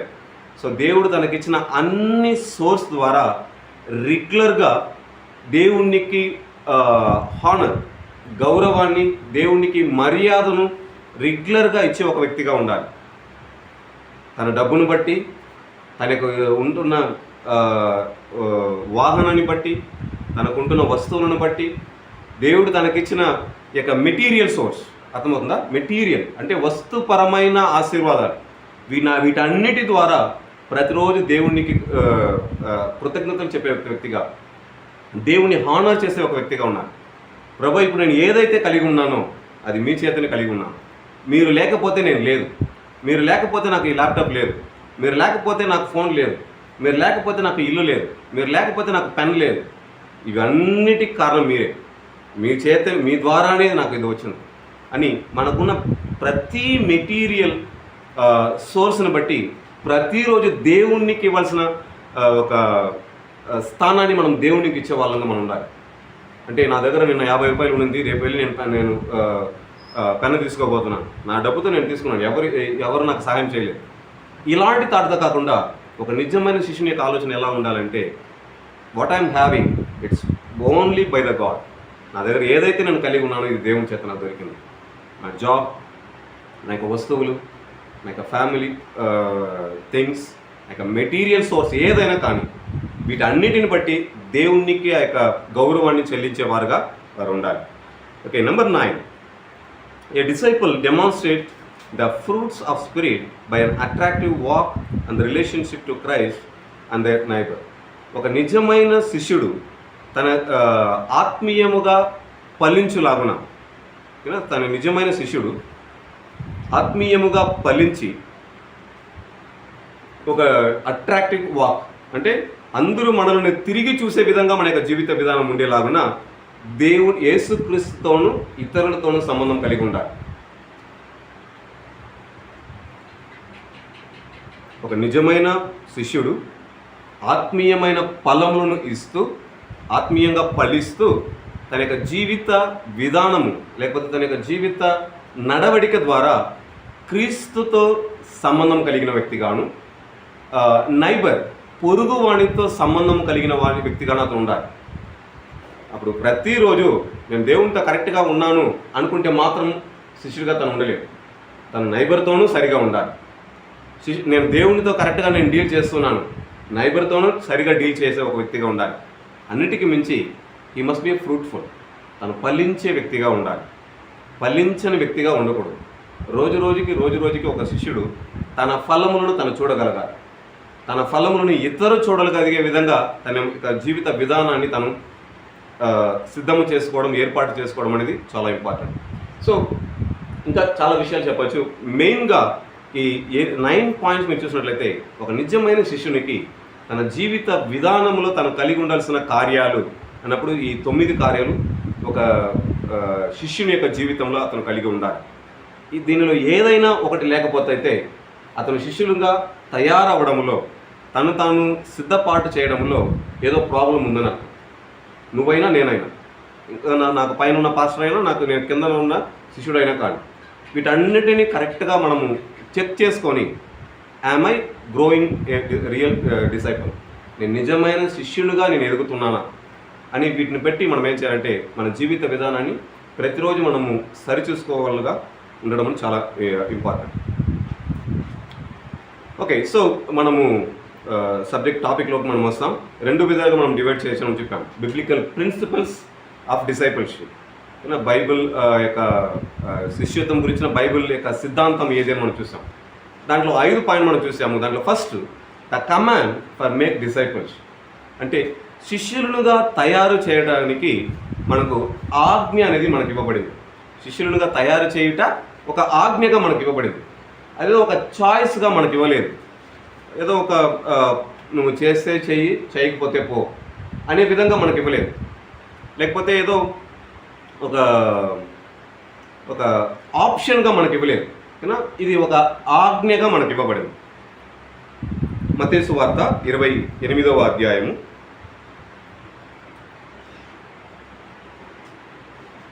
18వ వాక్యం నుంచి ఒకసారి చదవండి.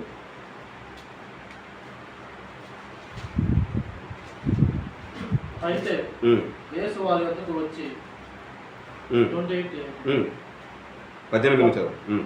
పరలోకమందును భూమి మీదను నాకు సర్వాధికారం ఇవ్వబడి ఉన్నది, కాబట్టి మీరు వెళ్ళి సమస్త జనులకు శిష్యులుగా చేయండి, తండ్రి యొక్క కుమారుని యొక్క పరిశుద్ధాత్మ యొక్క నామములోనికి వారికి బాప్తిసం ఇచ్చుచు నేను మీకు ఏ ఏ సంగతులు ఆజ్ఞాపించినో వాటన్నిటిని గైకొని వాళ్ళని వారికి బోధించుడి.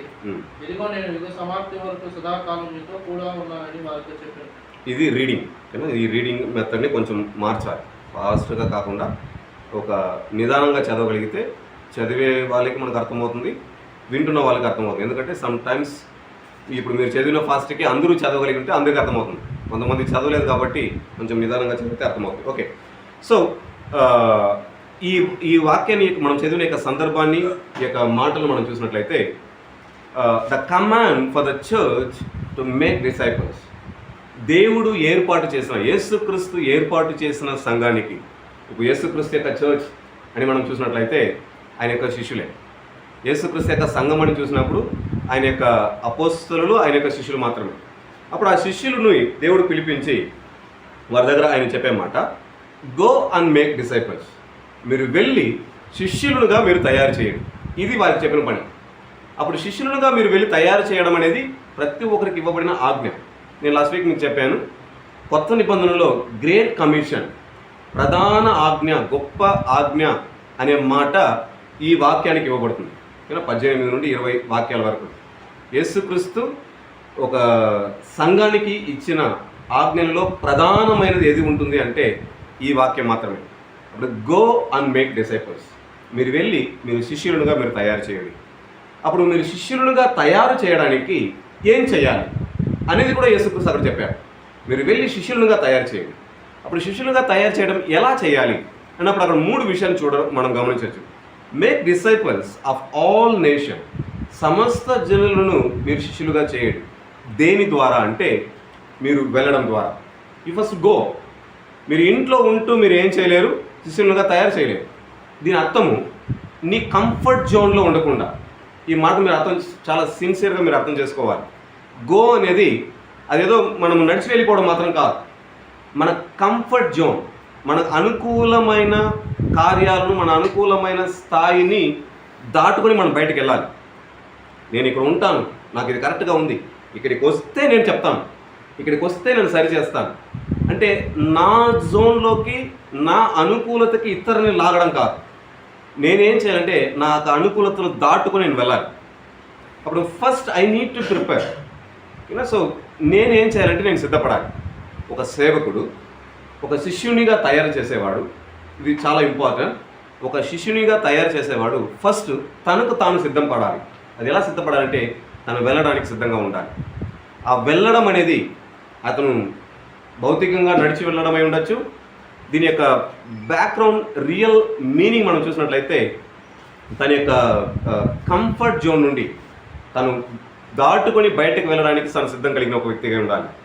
ఒకవేళ తన యొక్క ఊరు తనకి చాలా ఇష్టమైనగా ఉండొచ్చు, తన చుట్టూ ఉన్న ఫ్రెండ్స్ చాలా ఇష్టమైన వాళ్ళగా ఉండొచ్చు, లేకపోతే తన లాంగ్వేజ్ తనకు చాలా ఇష్టమైనదిగా ఉండొచ్చు, ఇక్కడ ఉంటే నేను చాలా సూపర్గా నేను మాట్లాడతాను, చాలా బాగా మాట్లాడతాను. ఇప్పుడు దేవుడు చెప్తున్నాడు, లేదు నువ్వు బీహార్కి వెళ్ళు అన్నట్లయితే చాలా సింపుల్గా మనం ఏం చేస్తాం, నేను అక్కడికి వెళ్ళి ఏం చేయాలి. So here I can do, ఇక్కడ నేను ఏదైనా చేయగలుగుతాను, ఇక్కడ నేను బాగా చేయగలుగుతాను. ఆ సందర్భంలో వాడబడుతుంది you must come out your comfort zone.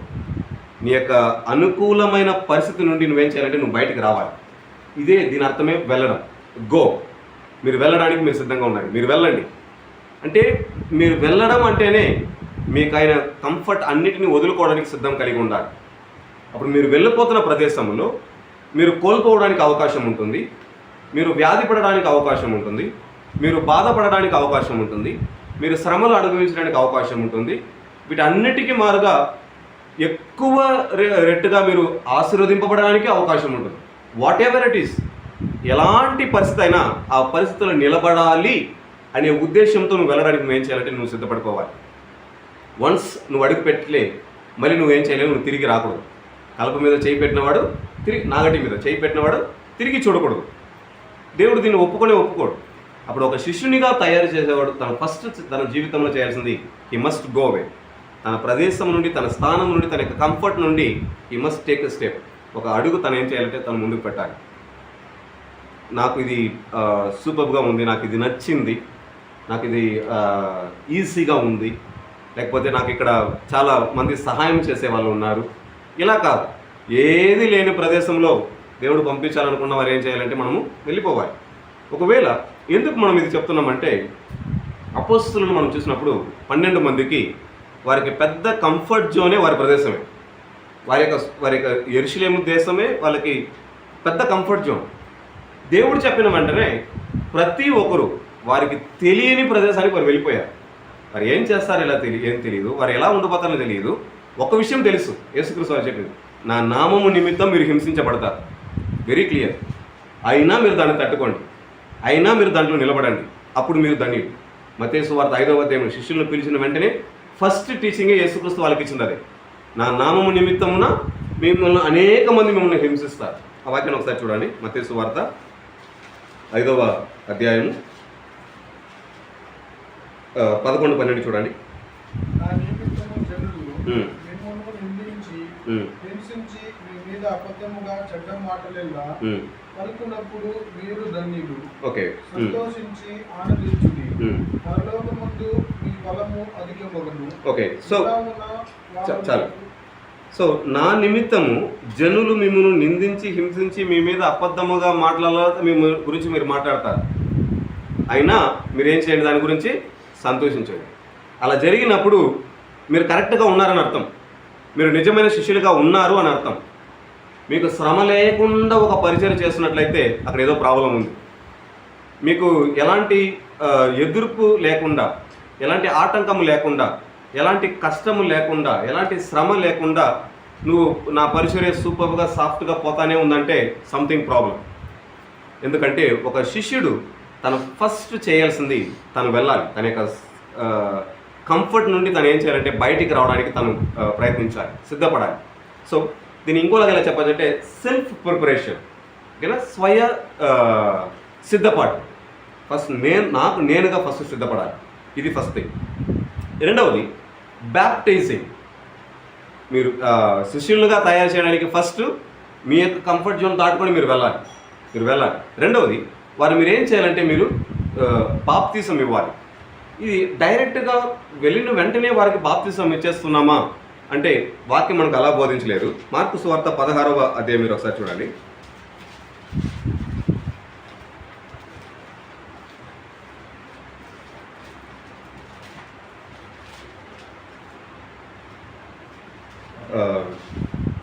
పదహైదు 16 చదవండి. 16వ అధ్యాయం మార్కు సువార్త 15-16.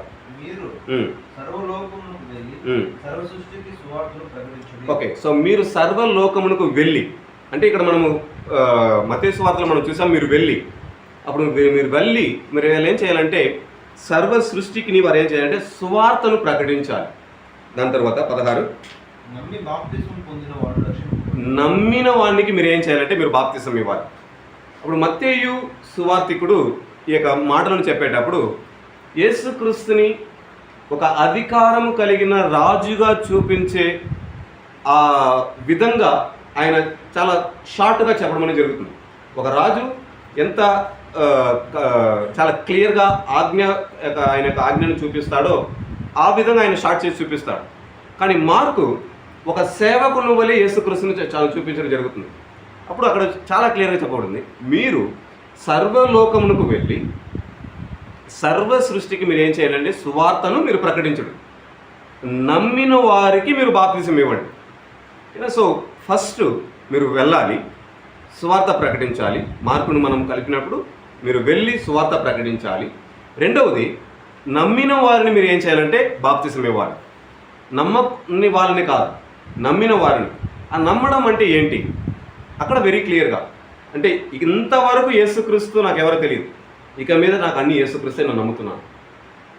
నెక్స్ట్ పాయింట్లో మనం చూస్తాం వాట్ ఈస్ డిసైపుల్ అనే టాపిక్లో మనం దాన్ని చూస్తాం. అప్పుడు మనం ఏ టాపిక్ గురించి చదువుతున్నామంటే శిష్యులుగా తయారు చేయడం అనేది యేసుక్రీస్తు యొక్క ప్రధానమైన ఆజ్ఞగా మనం చూస్తున్నాం. అది మనకు ఆప్షన్గా మనకు ఇవ్వబడలేదు, చాయిస్గా మనకు ఇవ్వలేదు. పర్లేదులే వదిలేసి ఇంకొకటి మనం చేయొచ్చు. ఎక్కువగా ప్రార్థన చేసి బ్యాలెన్స్ చేసేయచ్చు, ఎక్కువగా ఉపవాసం ఉండి బ్యాలెన్స్ చేసేయచ్చు, లేకపోతే ఎక్కువగా ఆరాధనలు చేసి బ్యాలెన్స్ చేసేయచ్చు అని ఈ విషయాన్ని ఆప్షనల్గా మనం పెట్టలేదు. క్వశ్చన్ పేపర్లో 4 ఆన్సర్లు ఇచ్చి దాంట్లో ఒకటి మనం ఏం చేయాలి, మనం సెలెక్ట్ చేయాలని ఆప్షన్స్తో దీన్ని వదలేదు. ఇది మనకు ఆజ్ఞగా ఇవ్వబడింది, ఇది మనం తప్పకుండా మనం చేసి తీరాలి. ఫస్ట్ మనం వెళ్ళి సువార్త ప్రకటించాలి. రెండవది, నమ్మిన వారికి మనము బాప్తిసం ఇవ్వాలి. మూడవది, teaching to obey the scripture.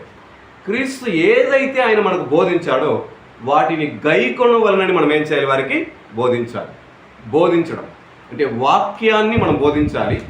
అలా ఎలా బోధించాలంటే వారు వాక్యానికి లోబడే విధంగా మనం వాక్యాన్ని బోధించాలి. సో వెరీ ఇక రీసెంట్ ట్రెండ్ చూసినట్లయితే నువ్వు వాక్యానికి లోబడతావో లేదు, నాకు లోబడే తీరాలి. చాలా పెద్ద సేవకులు, పెద్ద లీడర్స్, వారికి కింద వారిని శిష్యులుగా తయారు చేసే వాళ్ళని నువ్వు నా మాటకు నువ్వు లోబడే తీరాలి. నువ్వు వాక్యానికి లోపడుతున్నావు, దేవునికి లోపడుతున్నావు, దేవునికి ప్రేరేపించినాడు, అదంతా నాకు అవసరం లేదు. You must submit to me. But వాక్యాన్ని మనం చాలా కరెక్ట్గా మనం అర్థం చేసుకున్నట్లయితే teaching to obey the scriptures అంటే వాక్యానికి లోబడే విధంగా మనం ఏం చేయాలంటే వాక్యంలో వాళ్ళకి నేను టీచ్ చేయాలి. ఇప్పుడు వాళ్ళు నాకు లోబడడం అనేది, నేను ఎంత లాగినా వారు లోబడడం అనేది తక్కువ ఉంటుంది. కానీ ఎవరొకరు నిజముగా వాక్యానికి లోబడతారో వారు తమ మీద ఉన్న నాయకులకి తప్పకుండా లోబడతారు. అదే ఒక వ్యక్తి వాక్యానికి లోబడకుండా తన మీద ఉన్న ఆ యొక్క గురువుకి, తన టీచర్కి లోబడితే వారు ఏం చేయాలంటే ఆ యొక్క విధేయత నిరంతరం ఉండదు. ఇంకొక పరిస్థితి అయినప్పుడు ఏం చేస్తారంటే వాళ్ళు ఆటోమేటిక్గా మారిపోతారు, దాంట్లో నుండి వెనుతిరిగిపోతారు.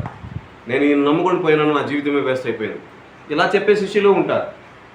నేను ఈయన నాకు ఇంపార్టెంట్ అనుకున్నాను, నన్ను వదిలేసి ఇలా మోసం చేసి వెళ్ళిపోయాడు, అలా చెప్పుకునే టీచర్స్ ఉంటారు. ఒక టీచర్ అండ్ డిసైపుల్ గురించి మనం మాట్లాడుతున్నాం. అప్పుడు ఫస్ట్ ఈ మేకింగ్ డిసైపుల్స్, మీరు సమస్త లోకంలోకి మీరు వెళ్ళి మీరు శిష్యులుగా తయారు చేయండి. అప్పుడు శిష్యులుగా తయారు చేసేదానికి మనం 3 కార్యాలు చేయాల్సి ఉంటుంది. ఒకటి, మన యొక్క అనుకూలమైన కంఫర్ట్ జోన్ నుండి మనం బయటికి వెళ్ళి మనం ప్రకటించాల్సి ఉంటుంది. చాలాసార్లు నేను మీకు చెప్పాను, నాకు ఇష్టమైన మినిస్ట్రీ ఒకటి, నేను టాలెంట్గా చేయగలిగే పరిచర్య ఒకటి, కానీ దేవుడు సంబంధమే లేని ఒక పరిచర్యను తీసుకొచ్చి దీంట్లో నన్ను పెట్టాడు. చాలా కష్టం. ఏ ఒక విషయం, ఒక చిన్న ఇన్ఫర్మేషన్ మీకు చెప్పాలనుకున్నా ఎక్కువ పుస్తకాలు చదవాలి, ఎక్కువ ఇన్ఫర్మేషన్ నేను తీసుకురావాలి. టీచర్ అనబడిన వాడు కొత్త విషయాన్ని, స్టూడెంట్స్ తెలియని కొత్త విషయాన్ని తీసుకొచ్చి చెప్పాలి, తెలియని విషయాన్ని చెప్పాలి. తెలిసిన విషయాన్ని చెప్తే అది అన్నీ వేస్టే. అప్పుడు శిష్యులుగా మనం తయారు చేసేటప్పుడు మనం టీచర్గా ఉన్నాం, ఇంకొకరు శిష్యులుగా ఉన్నారు, మనం ఏం చేయాలంటే we must gather the information అన్నప్పుడు లోకంలో ఉన్న కథలు మాత్రం కాదు, the spiritual knowledge, spiritual maturity. అప్పుడు ఈ 3 కార్యాలు చేయడం ద్వారా ఒక వ్యక్తిని మనము శిష్యులుగా తయారు చేయగలుగుతాం. ఈ 3 కార్యాలే చాలు, వెరీ పర్ఫెక్ట్గా. అంటే మన కంఫర్ట్ను దాటుకొని వారికి అనుకూలంగా మనం వెళ్ళడానికి సిద్ధంగా ఉండాలి. వారు రావాలి, దేవునిలోకి రావాలనుకుంటే వారికి నచ్చిన విధంగా వారి యొక్క స్థానంలో, వారి యొక్క కంఫర్ట్లోకి వెళ్ళడానికి నేను సిద్ధంగా ఉండాలి. దేవుని యొక్క స్వార్థను వాళ్ళకి నేను ప్రకటించాలి. రెండవది, నమ్మిన వాడికి నేను బాప్తిసం ఇవ్వాలి. నా చర్చిలో 50 మందికి నేను బాప్తిసం ఇచ్చాను, నా అనుభవంలో 100 మందికి బాప్తిసం ఇచ్చాను, ఇలా లెక్క కోసం కాదు. నమ్మిన వాడికి మనం బాప్తిసం ఇవ్వాలి. ఫైనలీ చివరిగా చేసేదే టీచింగ్, వాక్యాన్ని బోధించడం అనేది. దీని ఆపోజిట్గా మనం ట్రై చేసినా వేస్టే. ఎందుకంటే నమ్మిన వానికే బోధన అర్థమవుతుంది. నమ్మిన వానికే ఆ యొక్క బోధన అర్థమవుతుంది. ఒక ఎగ్జాంపుల్ మనం చూస్తాం. మత్తయి సువార్త 5వ అధ్యాయం చూడండి, 4వ అధ్యాయం చూడండి. మత్తయి సువార్త 4వ అధ్యాయము 23వ వాక్యం చూడండి. యేసు వారి సమాజ మందిరములలో బోధించుచు, రాజ్యమును గూర్చి సువార్తను ప్రకటించుచు, ప్రజలలోని ప్రతి వ్యాధిని, రోగమును స్వస్థపరచుచు గలిలయయంతటా సంచరించెను. ఆయన కీర్తి సిరియా దేశమంతటా వ్యాపించెను. నానా విధములైన రోగముల చేతను, వేదనల చేతను పీడింపబడిన వ్యాధిగ్రస్తులందరినీ, దయ్యము పట్టిన వారిని, చంద్ర రోగులను, పక్షవాయువు గల వారిని వారు ఆయన యొద్దకు తీసుకుని రాగా ఆయన వారిని స్వస్థపరచెను. గలిలయ, దెకపొలి, యెరూషలేము, యూదయను దేశముల నుండి, యోర్దానునకు అవతల నుండి బహు జన సమూహములు ఆయనను వెంబడించెను. ఓకే, ఇక్కడ మీరు చూడండి. యేసుక్రీస్తు సువార్తను ప్రకటించుచు, అక్కడ చాలా క్లియర్గా ఉంది, దేవుని రాజ్యం గురించిన సువార్తను ప్రకటించుచు, ప్రజలలో అనేక విధమైన స్వస్థతపరుస్తూ, వారికి వ్యాధులను బాగు చేస్తూ, ఇవన్నీ చేసిన తర్వాత ఆ చుట్టూ ఉన్న ప్రదేశాలకి కొన్ని పేర్లు చెప్పబడుతుంది. గలిలయ, దెకపొలి, యెరూషలేము, యూదయ ప్రదేశాలు, యోర్దాను అవతల నుండి అనేక ప్లేసెస్ల నుండి యేసుక్రీస్తు మాట మీద వారికి ఒక నమ్మకం వచ్చింది. యేసుక్రీస్తు చేసిన కార్యమును చూసి వారికి ఒక నమ్మకం వచ్చింది. కాబట్టి అన్నిటిని వదిలేసి వాళ్ళు ఏం చేశారంటే యేసుక్రీస్తుని ఫాలో చేసేసారు, యేసుక్రీస్తుని వెంబడి వచ్చేసారు. ఎన్ని రోజులకు వచ్చేసారంటే 3 days, 3 రోజులు అయిపోయింది. 3 రోజులకి యేసుక్రీస్తు వెనకాల అయిపోతారు. ఆ 3 రోజులు ఏం జరుగుతుందని 5వ అధ్యాయం నుండి 7వ అధ్యాయం వరకు మత్తయి సువార్తలు 3 days the sermon on the mount, కొండ ప్రసంగము అనే ఒక టాపిక్ దీనికి ఉంటుంది. వీరందరూ యేసుక్రీస్తు నమ్మిన వెంటనే దాని తరువాత యేసుక్రీస్తు చేసేది 5వ అధ్యాయం 1వ వాక్యం మనం చూసినట్టయితే, ఆ జన సమూహమును చూసి ఆయన ఏం చేస్తాడంటే వారికి బోధింపసాగింది.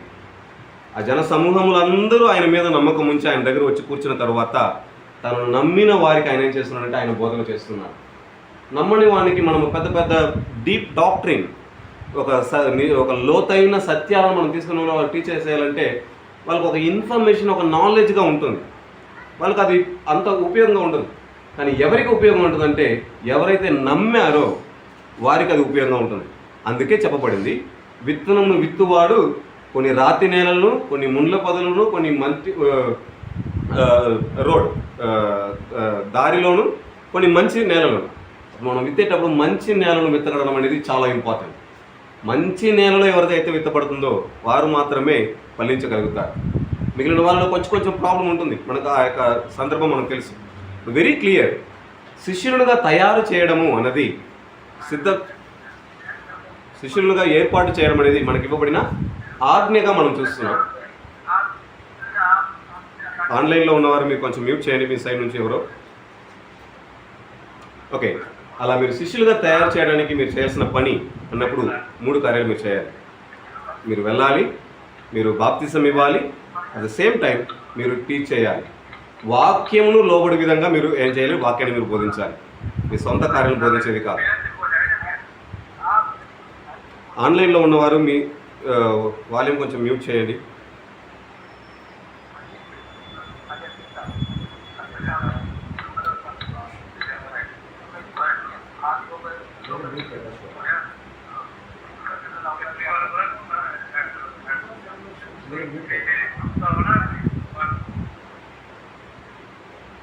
సమ్టైమ్స్ వాళ్ళ వాయిస్ మనకు వినిపిస్తుందా లేదని అడగడం మనకు ప్రాబ్లం అయిపోతుంది.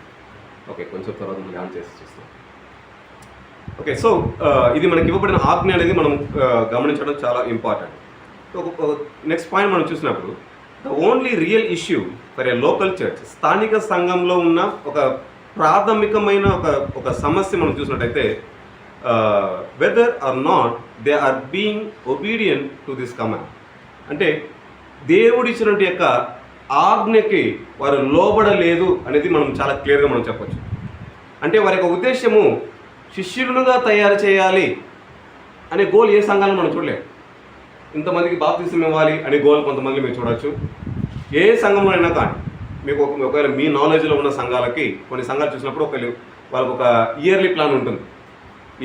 ఈ సంవత్సరంలో నేను ఇన్ని ఫ్యామిలీస్ని నేను వెళ్ళి దర్శించాలి, ఈ సంవత్సరంలో ఇంతమందికి నేను బాప్తిసం ఇవ్వాలి, ఈ సంవత్సరంలో ఇంతమందికి నేను సువార్త ప్రకటించాలి, ఈ సంవత్సరంలో ఇంతమందిని నేను సంఘంలోనికి తీసుకురావాలి. ఇలా చాలా గోల్స్ ఉంటుంది. ఏ సంఘంలోనైనా ఈ సంవత్సరంలో ఇంతమందిని శిష్యులుగా చేయాలి అనే ఒక ట్యాగ్ కానీ గోల్ కానీ మీరు ఎక్కడైనా చూసారా? ఐడియా మీకు ఏదైనా ఉందా? నా ఎక్స్పీరియన్స్లో నేను ఇంతవరకు నేను చూడలేదు. బాప్తిసం ఇచ్చే ఉంటుంది. ఈ సంవత్సరంలో ఇంతమందికి నేను బాప్తిసం ఇవ్వాలి, ఇన్ని ప్రోగ్రామ్స్ పెట్టాలి, ఇన్ని ప్రేయర్లు నేను పెట్టాలి, ఇన్ని కూటములు నేను అరేంజ్ చేయాలి, మీటింగ్స్ అరేంజ్ చేయాలి, ఇవన్నీ ఉంటుంది. బట్ స్థానిక సంఘంలో ఉన్న మెయిన్ కోర్ ప్రాబ్లమే దేవుడు సంఘానికి ఇచ్చినట్టు ప్రధానమైన ఆజ్ఞను వాళ్ళు మిస్ అవడమే. ఈరోజు మనము దేవుని యొక్క సేవకులంగా తయారయ్యేటప్పుడు మన మైండ్లో కీ సెంటర్ పాయింట్గా ఉండాల్సింది ఏం చేస్తున్నాం అనేది చాలా ఉండొచ్చు. ఇవన్నీ కలుపుకుంటే నేను శిష్యుడిగా తయారు చేయకపోతే ఇవన్నీ వేస్టే. ఎందుకంటే నాకు ఇవ్వబడిన ఆజ్ఞ మేక్ ఏ డిసైపుల్, నేను శిష్యునిగా తయారు చేయాలి. ఏ విధముగానైనా పౌలు అదే చెప్తున్నాడు, ఏ విధంగానైనా బలహీనునికి బలహీనంగా నేను ఉండగలుగుతాను, బలవంతునికి బలవంగా నేను ఉండడానికి సిద్ధపడుతున్నాను, వ్యాధిగ్రస్తునికి వ్యాధిగ్రస్తునిగా ఉండడానికి నేను సిద్ధపడుతున్నాను, ధనవంతుడికి ధనవంతుడిగా నేను ఉండడానికి సిద్ధపడుతున్నాను. సో పౌలు చాలా లిటరల్గా ఆయన మాట్లాడతాడు. Only motive to make a disciple. అందుకే అపోస్తలుడైన పౌలు ఏర్పాటు చేసిన శిష్యులు అపోస్తలుడైన పౌలు తర్వాత ఆ సంఘానికి ఒక చాలా బలమైన పునాదిగా వారు నిలబడ్డారు. చాలా బలమైన పునాదిగా. ఎందుకంటే వారిని శిష్యులుగా తయారు చేసిన ఒక వ్యక్తి, ఆ టీచర్ వాక్యంలో వారిని ఆయన ఏం చేశాడంటే వారిని శిష్యులుగా తయారు చేయగలిగాడు. అప్పుడు చాలా సంఘాలలో ఉన్న లోపము ఆన్లైన్లో వాళ్ళకి వినిపిస్తుందా? మ్యూట్ చేస్తే ఒకవేళ నా సైడ్ నుంచి మ్యూట్ చేస్తున్నాను అర్థం కాలేదు. Okay, thank you. సో స్థానిక సంఘము యేసుక్రీస్తు ఇచ్చిన యొక్క ఆజ్ఞని మిస్ఇంటర్ప్రిట్ చేసి దాన్ని పట్టించుకోకుండా మనం ఎక్కడో వదిలేసాం. చదివేటప్పుడు శిష్యులుగా తయారు చేయమన్నాడు. బ్లైండ్గా మనం అనుకుంటాం మనము చర్చ జరుపుతున్నాము, దీని అర్థము శిష్యులుగా తయారు చేయడము, మనము ఆరాధన జరిపిస్తున్నాం, దీని యొక్క అర్థము శిష్యులుగా తయారు చేయడం. నో, శిష్యులుగా తయారు చేయడానికి దేవుడు 3 కార్యాలు చాలా క్లియర్గా చెప్పాడు. ఈ 3టిని చాలా క్లియర్ కట్గా బేసిక్గానే ఒక టీచర్కి తన యొక్క స్టూడెంట్ ఒక శిష్యుడిని తయారు చేసేటప్పుడు ఉండాల్సిన ఒక ఎక్స్పెక్టేషన్, అతను నన్ను ఫాలో చేయకపోయినా పర్లేదు, క్రీస్తుని మాత్రం మొదలుకుండా ఉంటే చాలు, అతను నాకు లోబడకపోయినా పర్లేదు, క్రీస్తుకు లోబడితే చాలు, అతను నా మాట వినకపోయినా పర్లేదు, అతను వాక్యానికి ఆయన లోబడితే చాలు అనే ఒక ఐడియా ఉండగలిగి ఆ విధంగా ఒక శిష్యుని నడిపించగలిగితే ఎప్పుడు కూడా అలాంటి శిష్యుడు ఏం చేయడంటే తన యొక్క టీచర్ని వదిలిపెట్టగలడు. ఎందుకంటే వాక్యము సరైన విధంగా సత్యములోనే వారు నడిపిస్తుంది. అప్పుడు మనం నేర్పించాల్సింది ఫస్ట్ వాక్యంలో వాళ్ళని నిలబెట్టాలి, వాక్యంలో వారిని స్ట్రాంగ్ చేయాలి. నాలో వారిని స్ట్రాంగ్ చేసేస్తే సో నా టాలెంట్, నా మెచ్యూరిటీ, నా అందము, నా కెపాసిటీ, నా డబ్బు, నా పదవిలు ఇవన్నిటిని చూపించి నా వైపు వీళ్ళని తిప్పించేస్తే వాక్యంలో వారు నిలబడలేరు. అప్పుడు నా వెనక 1000 మంది తిరిగినా కూడా నేను 1000 మంది నా వెనక ఉన్నారని నేను చెప్పుకోవచ్చు, కానీ ఆ 1000 మంది దేవునికి శిష్యులు కాదు. ఇప్పుడు వాక్యానికి దేవుని యొక్క ఆజ్ఞకి చాలా దూరంగా అనేక సంఘాలు ఉంది. కాబట్టి క్లాస్లో మనం చూసాం ఇంట్రడక్షన్లో, సంఘపు చరిత్రలో ఈ అంశాన్ని చాలా దూరంగా పెట్టేశారు చాలా సంఘాలు. దీని గురించిన ప్రస్తావనే చాలామంది సంఘాల్లో బోధించడం లేదు. శిష్యులుగా తయారు చేయడం అంటే ఏంటి, ఒక శిష్యుడు ఎలా ఉండాలి, ప్రతి విశ్వాసి శిష్యుడిగా తను తాను ఎలా సిద్ధపరచుకోవాలి అనే టాపిక్ గురించే మాట్లాడాలి. బట్ బైబిల్ మనకు నేర్పించేది నెక్స్ట్ పాయింట్ మీరు చూడండి. The new testament church did obey the great commission. అంటే కొత్త నిబంధన సంఘము తను ఫోకస్ చేసింది ప్రధానంగా మనం చూసినట్టయితే ఈ ప్రధానమైన యేసుక్రీస్తు ఆజ్ఞకి వారు ఏం చేశారంటే శిరస్స వారు దానికి లోబడ్డారు. ఆ ఒక్క మాటకి వారు లోపడ్డారు. శిష్యులుగా తయారు చేయడం అనేది చాలా స్ట్రాంగ్గా వారు పట్టుకున్నారు. దీన్ని వదిలిపెట్టడం అనేది వాళ్ళ యొక్క మైండ్లో లేనేలేదు. వాళ్ళు ఏ కార్యక్రమాలు చేస్తున్నారు అనేది వాళ్ళకి సెకండే. ఈ కార్యక్రమం ద్వారా వారిని శిష్యులుగా చేస్తున్నామా లేదా అనేది వాళ్ళకి చాలా ప్రధానంగా ఉన్నది. ఇక్కడ చూసినప్పుడు the results were phenomenal, the church expended. వారు ఆ విధంగా శిష్యులను తయారు చేయడంలో వాళ్ళు శ్రద్ధను వహించి శిష్యులను తయారు చేయడంలో వారి యొక్క పరిచర్యను చేయగలిగారు. కాబట్టి దాని యొక్క రిజల్ట్ మనం చూసినట్లయితే, దాని యొక్క ఫలితం మనం చూసినట్లయితే ద చర్చ్ ఎక్స్పెండెడ్. ఓకేనా, సంఘము రోజు రోజుకి వృద్ధి పొందింది అని మనం చూస్తున్నాం. ఓకేనా, విస్తరించింది. ఆ విస్తరించిన సంఘము శిష్యుల సంఖ్య అనే మాటను మనం చూడవచ్చు అపోస్తల కార్యంలో. రోజు రోజుకి శిష్యుల సంఖ్య సంఘములో విస్తరిస్తూ ఉన్నది. అప్పుడు సంఘం యొక్క ఎక్స్పాండెడ్ని మనం చూడగలుగుతున్నాం, సంఘము విస్తరించడం. రెండవది, ద బిలీవర్స్ వర్ ఎస్టాబ్లిష్డ్, అంటే విశ్వాసులు స్థిరపరచబడ్డారు. దేనిలో స్థిరపరచబడ్డారంటే వాక్యంలో స్థిరపరచబడ్డారు, ఆత్మీయతలో స్థిరపరచబడ్డారు, ఆత్మ దేవునిలో వాళ్ళు స్థిరపరచబడ్డారు. మూడవది, and encouraging in their faith, వారి యొక్క విశ్వాసంలో వారు ప్రోత్సహించబడ్డారు. అంటే ఎవరు ఉన్నా లేకపోయినా వాళ్ళే విశ్వాసంలో ప్రోత్సహించే విధానానికి వచ్చారు. అలాంటి వ్యక్తిలో ఒక వ్యక్తే బర్నబా. తనకు తానుగా అంత ఇంట్రెస్ట్గా తను రావడం పరిచర్యకి, అన్నిటిని అమ్మి పక్కన పెట్టేసి పౌలుతో పాటు కలిపి తను పరిచర్యకి రావడం. ఈవెన్ అపోస్తలులు 12 మందికి పౌలుని తీసుకొచ్చి ఇంట్రడ్యూస్ చేయడం ఆయన చేసే ఒక పని. ఆయన తీసుకొచ్చి ఈయన కూడా యేసుక్రీస్తు నమ్ముకున్నాడు, ఇక మీద మనం ఈయన నమ్మొచ్చు అని పౌలు పక్షమున అపోస్తలుల దగ్గర మాట్లాడిన ఒక వ్యక్తి ఈయనే. ఇప్పుడు ఇవన్నీ మనం చూసినప్పుడు ఏ ఒక్కరు యేసుక్రీస్తు యొక్క ప్రధానమైన ఆజ్ఞ ఆ శిష్యులుగా తయారు చేయడంలో శ్రద్ధ చూపిస్తారో వారి పరిచర్య నిజంగానే అది ఎదుగుతుంది. ఎదగడం అనేది నంబర్స్లో ఒకవేళ మనకు తక్కువగా అనిపించినా క్వాలిటీలో ఎక్కువగా ఉంటుంది.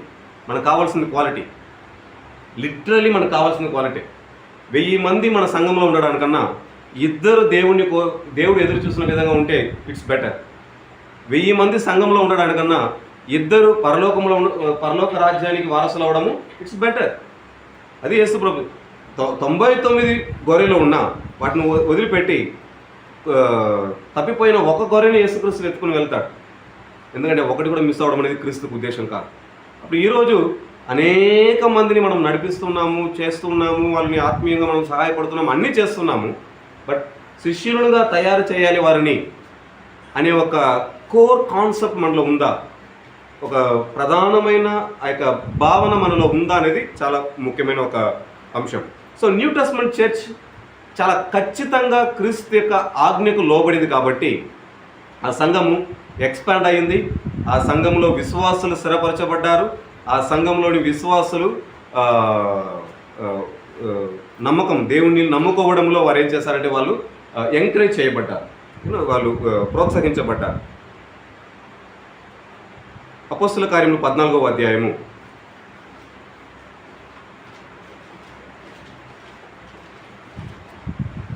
21వ వాక్యం చూడండి. అపోస్తల కార్యములు ఆ పట్టణంలో సువార్త ప్రకటించి అనేకులను శిష్యులుగా చేసిన తర్వాత లుస్త్రకును ఇకోనీయును అంతియోకును తిరిగి వచ్చి శిష్యుల మనసును దృఢపరిచి విశ్వాసమందు నిలకడగా ఉండవలనని అనేక శ్రమలను అనుభవించి మనము దేవుని రాజ్యంలో ప్రవేశింపవలనని వారిని హెచ్చరించి. ఓకే, ఇక్కడ చూడండి. శిష్యులు మనుషులను దృఢపరిచి విశ్వాసమందు నిలకడగా ఉండవలనని అనేక శ్రమలు అనుభవించి మనము దేవుని రాజ్యంలో ప్రవేశింపవలనని మనము వారిని హెచ్చరించాము. మరియు ప్రతి సంఘములలో వారిని పెద్దలను ఏర్పరిచి ఉపవాసం ఉండి ప్రార్థన చేసి వారు నమ్మిన ప్రభువునకు వారిని అప్పగించేది. మళ్ళీ కొన్ని ఊర్లు పేరు చెప్పబడుతుంది. సో ఇవన్నీ 28 వరకు మనం చూసినప్పుడు చివరిగా మనం చూస్తున్నాము 27వ వాక్యం చివరిలో, దేవుడు తమకు తోడై ఉండి చేసిన కార్యములన్నీ అన్యజనులు విశ్వసించుటకు ఆయన ద్వారా తెరిచిన సంగతి వివరించి పిమ్మట వారు శిష్యుల యొద్ద బహుకాలములు వారు గడిపారు. అప్పుడు ఇక్కడ ఒకరు శిష్యులుగా తయారు చేసేటప్పుడు వారిని ఎంత ఖచ్చితంగా అక్కడ వారు ప్రిపేర్ చేస్తున్నారు చూడండి. వారి యొక్క మనస్సును దృఢపరుస్తున్నారు, వారి యొక్క విశ్వాసమందు నిలకడగడానికి వారిని సహాయం చేస్తున్నారు. అనేక శ్రమలు అనుభవించి మనం గెలవలసి ఉంది అని వారిని ప్రిపేర్ చేస్తున్నారు. క్రైస్తవ జీవితం ఈజీ, చాలా సూపర్గా ఉంటుంది, చాలా సాఫ్ట్గా ఉంటుంది. యేసుక్రీస్తు నమ్ముకుంటే నీకు అద్భుతాలు జరుగుతుంది, యేసుక్రీస్తు నమ్ముకుంటే నీకు డబ్బులు దొరుకుతుంది, యేసుక్రీస్తు నమ్ముకుంటే నీకు జాబ్ వస్తుంది. ఇలాంటి మాయ మాటలు నమ్మి క్రీస్తులో మనం ఒకరి శిష్యులుగా తయారు చేయలేం. కానీ క్రీస్తు నమ్ముకున్నట్లయితే నీ జీవితానికి కావాల్సినది దేవుడు చేస్తాడు, దాంట్లో డౌటే లేదు అనే విధంగా. అంటే క్రీస్తు నమ్ముకున్న తర్వాత పోరాటమే ఉండదు. నువ్వు దేవుని దగ్గరకు వచ్చి దేవుని నమ్ముకో, ఇంక మీద నీకు ప్రాబ్లమే ఉండదు. సో మనము ప్రీచింగ్లో మనం చేసే ప్రధానమైన తప్పే ఆ తప్పు. కానీ శిష్యులుగా తయారు చేసేటప్పుడు ఆ శిష్యులు వారు ఎలా చేశారంటే, దేవుని రాజ్యం నిమిత్తం మనం అనేక శ్రమలు అనుభవించాల్సి ఉంది. Let it be. మీరు స్ట్రాంగ్గా ఉండండి. వారి యొక్క మనస్సును, వారి యొక్క హృదయాన్ని వాళ్ళు దృఢపరిచారు. దాని కొరకు దాని మీద నాయకులుగా ఉండడానికి ఏం చేశారంటే మనుషుల్ని ఏర్పాటు చేశారు. అప్పుడు వారు చేసిన పనిని మీరు చూడండి. Preached good news. ఆ శిష్యులుగా తయారు చేసేవారు వారు చేసిన పని, వారు సువార్తను వారు ఏం చేశారంటే వాళ్ళు ప్రకటించారు. రెండవది, own a large member of disciples. సువార్తను ప్రకటించడం ద్వారా అనేక మంది జనములను వారు శిష్యులుగా తయారు చేయగలిగినారు. మూడవది మనం చూస్తున్నాము, strength and encourage them to remain true in faith. వారి యొక్క విశ్వాసములో నిజముగా స్థిరపడి ఉండడానికి వారిని ఏం చేస్తారంటే ప్రోత్సహించారు, వారిని బలపరిచారు. బలంగా ఉండండి, ధైర్యంగా ఉండండి, ఏం కాదు, దేవుడు మీతో ఉన్నాడు, ఆయన మిమ్మల్ని చేయి వదలడు. మీరు ఓడిపోయినట్లే ఉంటుంది కానీ మీరు ఓడిపోరు. మీకు వ్యాధి వచ్చినట్లే ఉంటుంది, మరణం వచ్చినట్లే ఉంటుంది కానీ మీరు మరణించరు. మీకు ఇంకా ఏమీ లేనట్లు మీకు అనిపిస్తుంది కానీ మీకు అలా రాదు. మీరు అన్నిటినీ మీరు దాటుకొని మీరు నిలబడండి. యేసుక్రీస్తు మరణమును జయించాడు, యేసుక్రీస్తు సాతానును జయించినాడు, జయించిన వాని పక్షమున మీరు ఉన్నారు. ఆల్రెడీ మీరు గెలిచారు. మీరు బలంగా ఉండండి, ధైర్యంగా ఉండండి అని వారి యొక్క విశ్వాసములో బలముగా వారు స్థిరపడడానికి వారిని ఏం చేశారంటే వారిని బలపరిచారు, వారిని ఉత్సాహపరిచారు. నాలుగవది, stayed there a long time with the disciples. శిష్యులతో బహుకాలం వారు ఏం చేశారంటే వాళ్ళు టైం స్పెండ్ చేశారు. సో సాధారణంగా పై ఉన్న 3 కార్యాలు సమ్టైమ్స్ మనం చేసేస్తాం, కానీ చివరిగా ఉన్నది చాలా వరకు ఎక్కువ మంది చేయరు. అది కూడా పెద్ద లోపమే. శిష్యులుగా తయారు చేసే వాళ్ళు, ఆ టీచర్, ఆ గురువు ఎలా ఉండాలంటే వారితో ఎక్కువ టైం స్పెండ్ చేయాలి. అంటే ఒక టీచర్ యొక్క నోటి మాట మాత్రము కాదు, బాగా గమనించండి, ఒక టీచర్ యొక్క నోటి మాట మాత్రం కాదు, ఆ టీచర్ యొక్క జీవిత విధానమే ఏం చేస్తుందంటే ఒక వ్యక్తిని ఏదేం చేస్తుంది, మార్చగలుగుతుంది. అప్పుడు ఒక గురువు ఒక శిష్యునిగా తయారు చేసేవాడిని ముందు తన నోటి మాటలు మాత్రమే ఇంపార్టెంట్. నేను ఎంత వెల్ ప్రిపేర్ చేసి నేను మాట్లాడుతున్నాను, నేను ఎంత సిద్ధపాటు చేసుకొని వచ్చాను, ఇది మాత్రం ఇంపార్టెంట్ కాదు. నా జీవిత విధానాన్ని వారికి ముందు నేను మాదిరిగా పెట్టాలి. That is what the Jesus Christ did. యేసుక్రీస్తు అదే చేశాడు. అపోస్తలులతోనే 12 మంది శిష్యులతోనే ఆయన చివరి కాలంలో ఆయన నడిచాడు. వారితో ఎక్కడికి వెళ్ళినా వారితో వెళ్ళాడు, వారితోనే ఆయన జీవించాడు. ఎప్పుడు కూడా వారిని వదిలిపెట్టలేదు. అందుకే యోహాను సువార్తలో యేసుక్రీస్తు చెప్పే మాట, నేను సమస్తములో నేనేం చేశాను, మీకు ముందుగా మాదిరి నేను ఉంచిపోయాను. అన్నిటికీ క్రీస్తు ఏం చేశాడని మనకు ముందుగా ఆయన మాదిరిగా ఉన్నాడు. సోదరుని ఎలా సహించాలి, యేసుక్రీస్తు మనకు మాదిరి. శ్రమ వచ్చినప్పుడు దాంట్లో ఎలా నిలబడాలి, యేసుక్రీస్తే మాదిరి. మన మీద నింద మోపినప్పుడు, మనము తప్పు చేయకుండా మన మీద ఒకరు నింద మోపినప్పుడు మనం ఎలా నిలబడాలి, యేసుక్రీస్తే మనకు మాదిరి. ఒక కుటుంబంలో ఉన్నవారు మనల్ని దూషించినప్పుడు మనం ఎలా ఉండాలి, యేసుక్రీస్తే మాదిరి. రాజ్యము, ప్రభుత్వము మనకు ఎదురు తిరిగినప్పుడు మనం ఎలా ఉండాలి, యేసుక్రీస్తే మాదిరి. అన్నిటిలో యేసుక్రీస్తు మనకు ఆయన మాదిరిగా ఉంచిపోయాడు. ద రీజన్ ఆయన శిష్యులతో పాటు ఉన్నాడు కాబట్టి.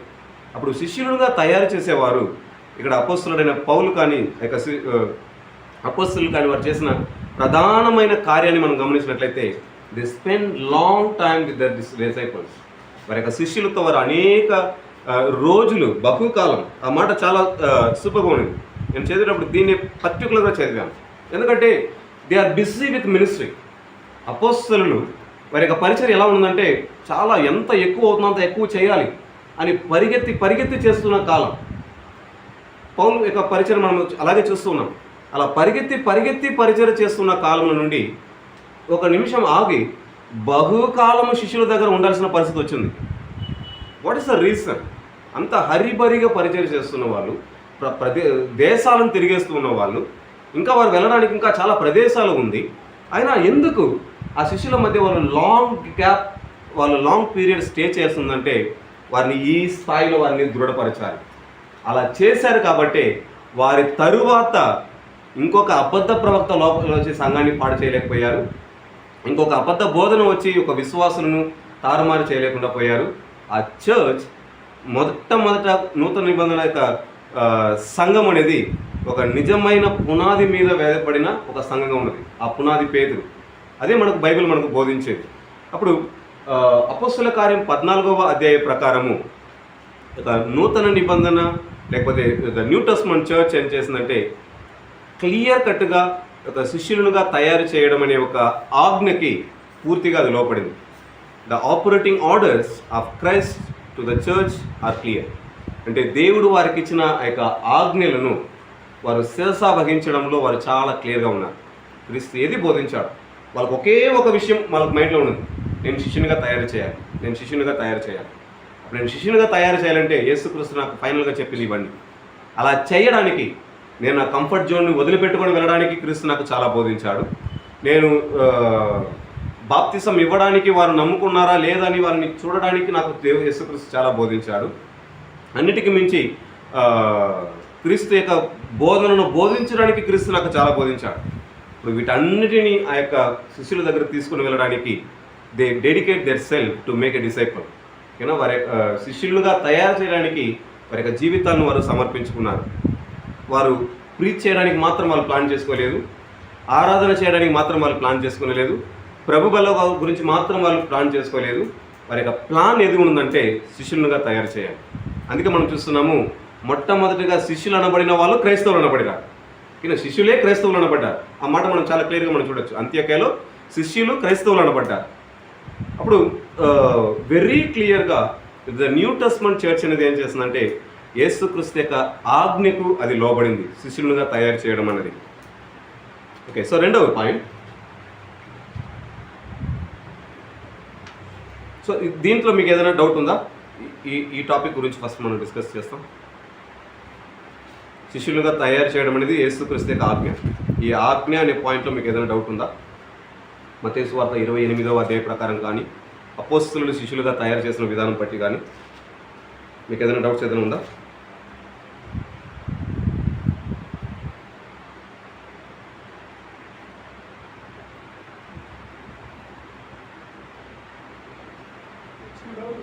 சொல்லுங்க சார்.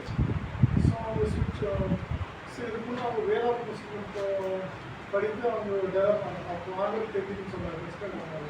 இப்படிதான் அவங்க ஜீசஸ் எக்ஸ்பிளைன் பண்ணுவாங்க சிஷ்யுக்கு. சரி, அது கற்றுனா எக்ஸ்பிளைன் பண்ணல, இல்லை நாங்களே ஓனா ஸ்பிரிச்சுவலாக அவங்க மற்றவங்க சிஷ்யரை தெரிவிக்கிறதுக்கு வேலை பார்க்கணும். ఓనా அவங்க సొంతంగా பண்ணுறதுக்கு వాய்ப்பு இல்லை. సొంతంగా వాళ్ళ యొక్క మనసుకు నచ్చినట్టు వారి యొక్క నాలెడ్జ్ నుండి ఉపయోగించడానికి అవకాశం లేదు. దానికి రెండు కారణాలు చెప్పచ్చు. ఒకటి, వారు వెళ్ళింది పరిశుద్ధాత్మ దేవుని యొక్క శక్తితో, పరిశుద్ధాత్మ చేత వాళ్ళు అభిషేకించబడి. అందుకే యేసుక్రీస్తు చెప్పారు, యేసుక్రీస్తు పరలోకంలోకి వెళ్ళిన తర్వాత వారు పరిశుద్ధాత్మను పొందుకునేంత వరకు వారు ఎలాంటి పరిచర్య చేయలేదు. సో ఎలాంటి ఒక పరలోక రాజ్యం గురించిన ఎలాంటి పరిచర్య వారు చేయలేదు. పరిశుద్ధ ఆత్మ దేవుని పొందుకున్న తర్వాతే వారి పరిచయం మొదలుపెట్టారు. అంతవరకు దేవుడు వారిని వెయిట్ చేయమని చెప్పాడు. అపోస్తలుల కార్యం 1వ అధ్యాయం 8వ వాక్యంలో మనం చూస్తున్నాం. పరిశుద్ధాత్మ దేవుడు ఆయన మీ యొద్దకు వస్తాడు, అప్పుడు మీరు శక్తి పొందుదురు, మీరు యెరూషలేములోను యూదయలను సమరయాలను భూదిగంతముల వరకు నాకు సాక్షులుగా ఉంటారు. అప్పుడు పరిశుద్ధ ఆత్మ దేవుని యొక్క శక్తితో ఆయన యొక్క నడిపింపుతోనే వారి యొక్క బోధన ఉంటుంది. అప్పుడు యోహాను సువార్త 14వ అధ్యాయం ప్రకారం పరిశుద్ధ ఆత్మ దేవుడు మన లోనికి వచ్చినప్పుడు ఆ పరిశుద్ధ ఆత్మ దేవుని యొక్క పని ఏంటి అన్నప్పుడు క్రీస్తు మనకు ఏదైతే బోధించాడో ఆ బోధనలో మనల్ని నడిపించడమే పరిశుద్ధాత్మ దేవుని యొక్క పని.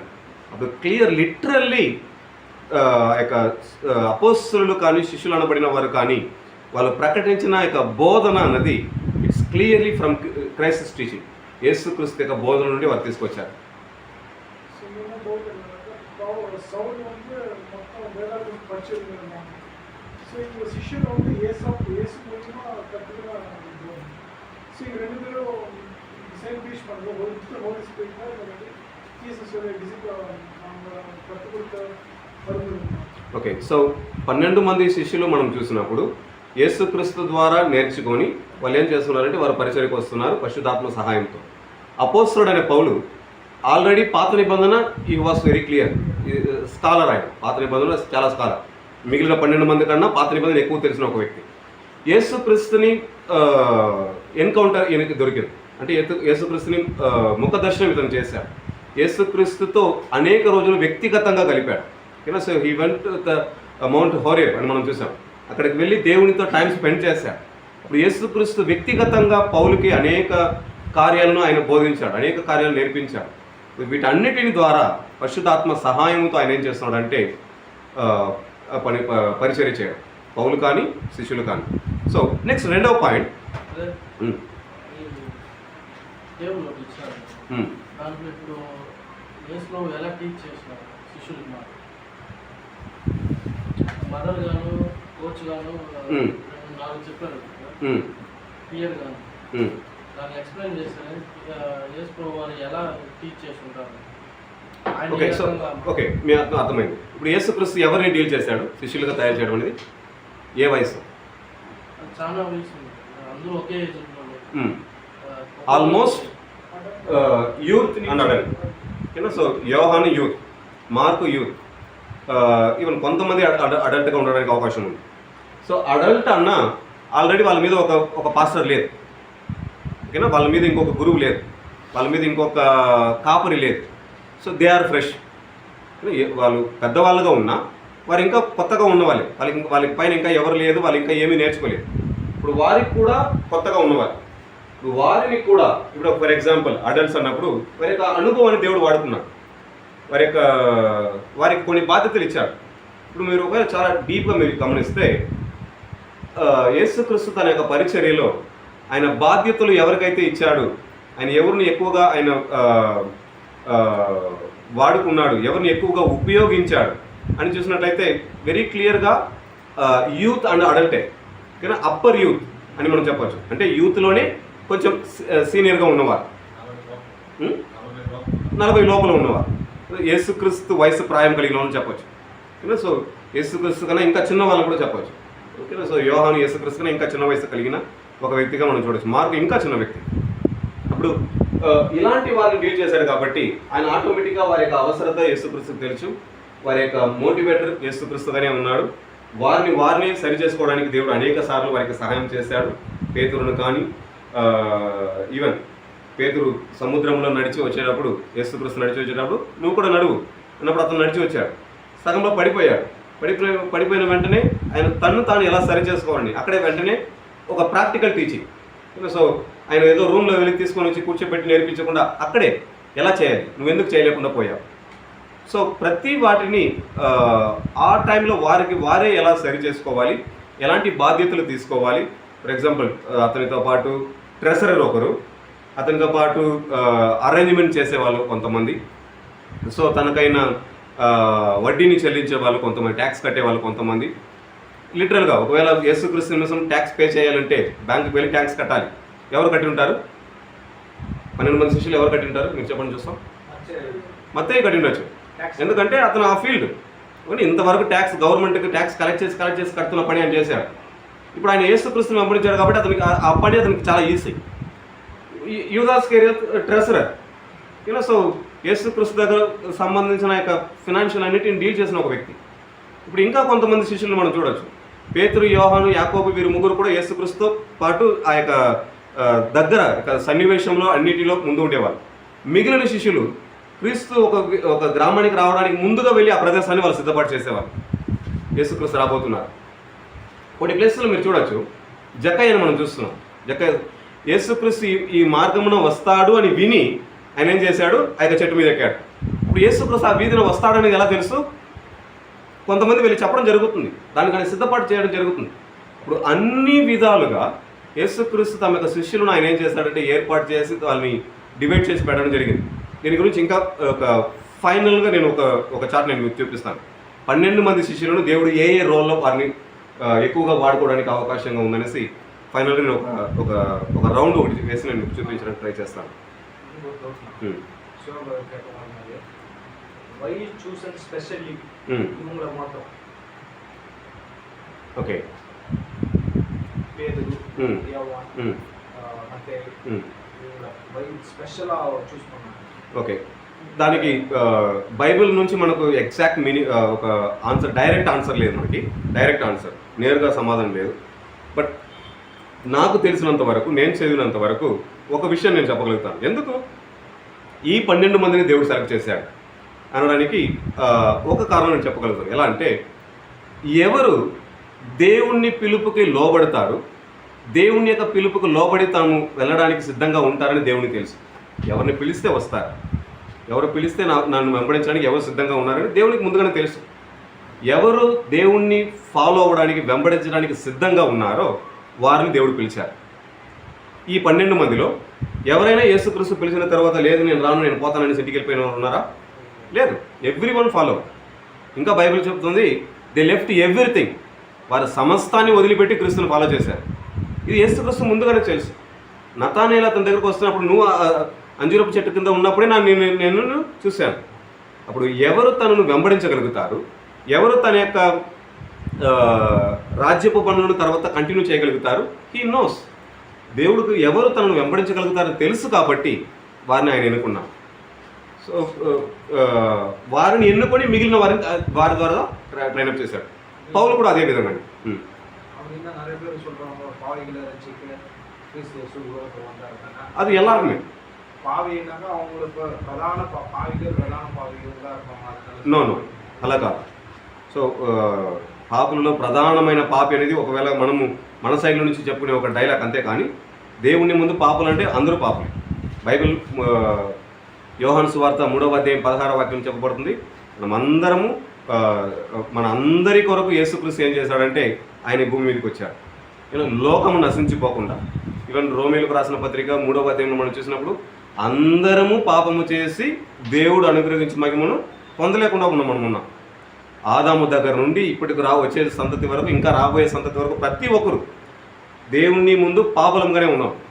ఇప్పుడు పేతురు ఎంత పాపం చేశాడు, పౌలు ఎంత పాపం చేశాడు, ఇంకొకరు ఎంత పాపం చేశాడనే లెక్క దేవునికి తెలుసు. ఓకేనా? మనం ఏం చేయాలంటే, వీళ్ళు ప్రధానులు కాబట్టి దేవుడు వాళ్ళని ఫస్ట్ సెలెక్ట్ చేశారు. అలా అనుకుంటే ఫస్ట్ దేవుడు ఎవరిని సెలెక్ట్ చేసి ఉండాలి? బరబ్బాస్ని సెలెక్ట్ చేసి ఉండాలి. అవునా? ఈ బరబ్బాస్ ఎవరు ఐడియా ఉందా? యేసుక్రీస్తు బదులుగా యేసుక్రీస్తుకు బదులుగా ఆయనని అతను సిలువ వేసి ఉండాలి. అతనికి బదులుగా యేసుక్రీస్తుని సిలువ వేశారు.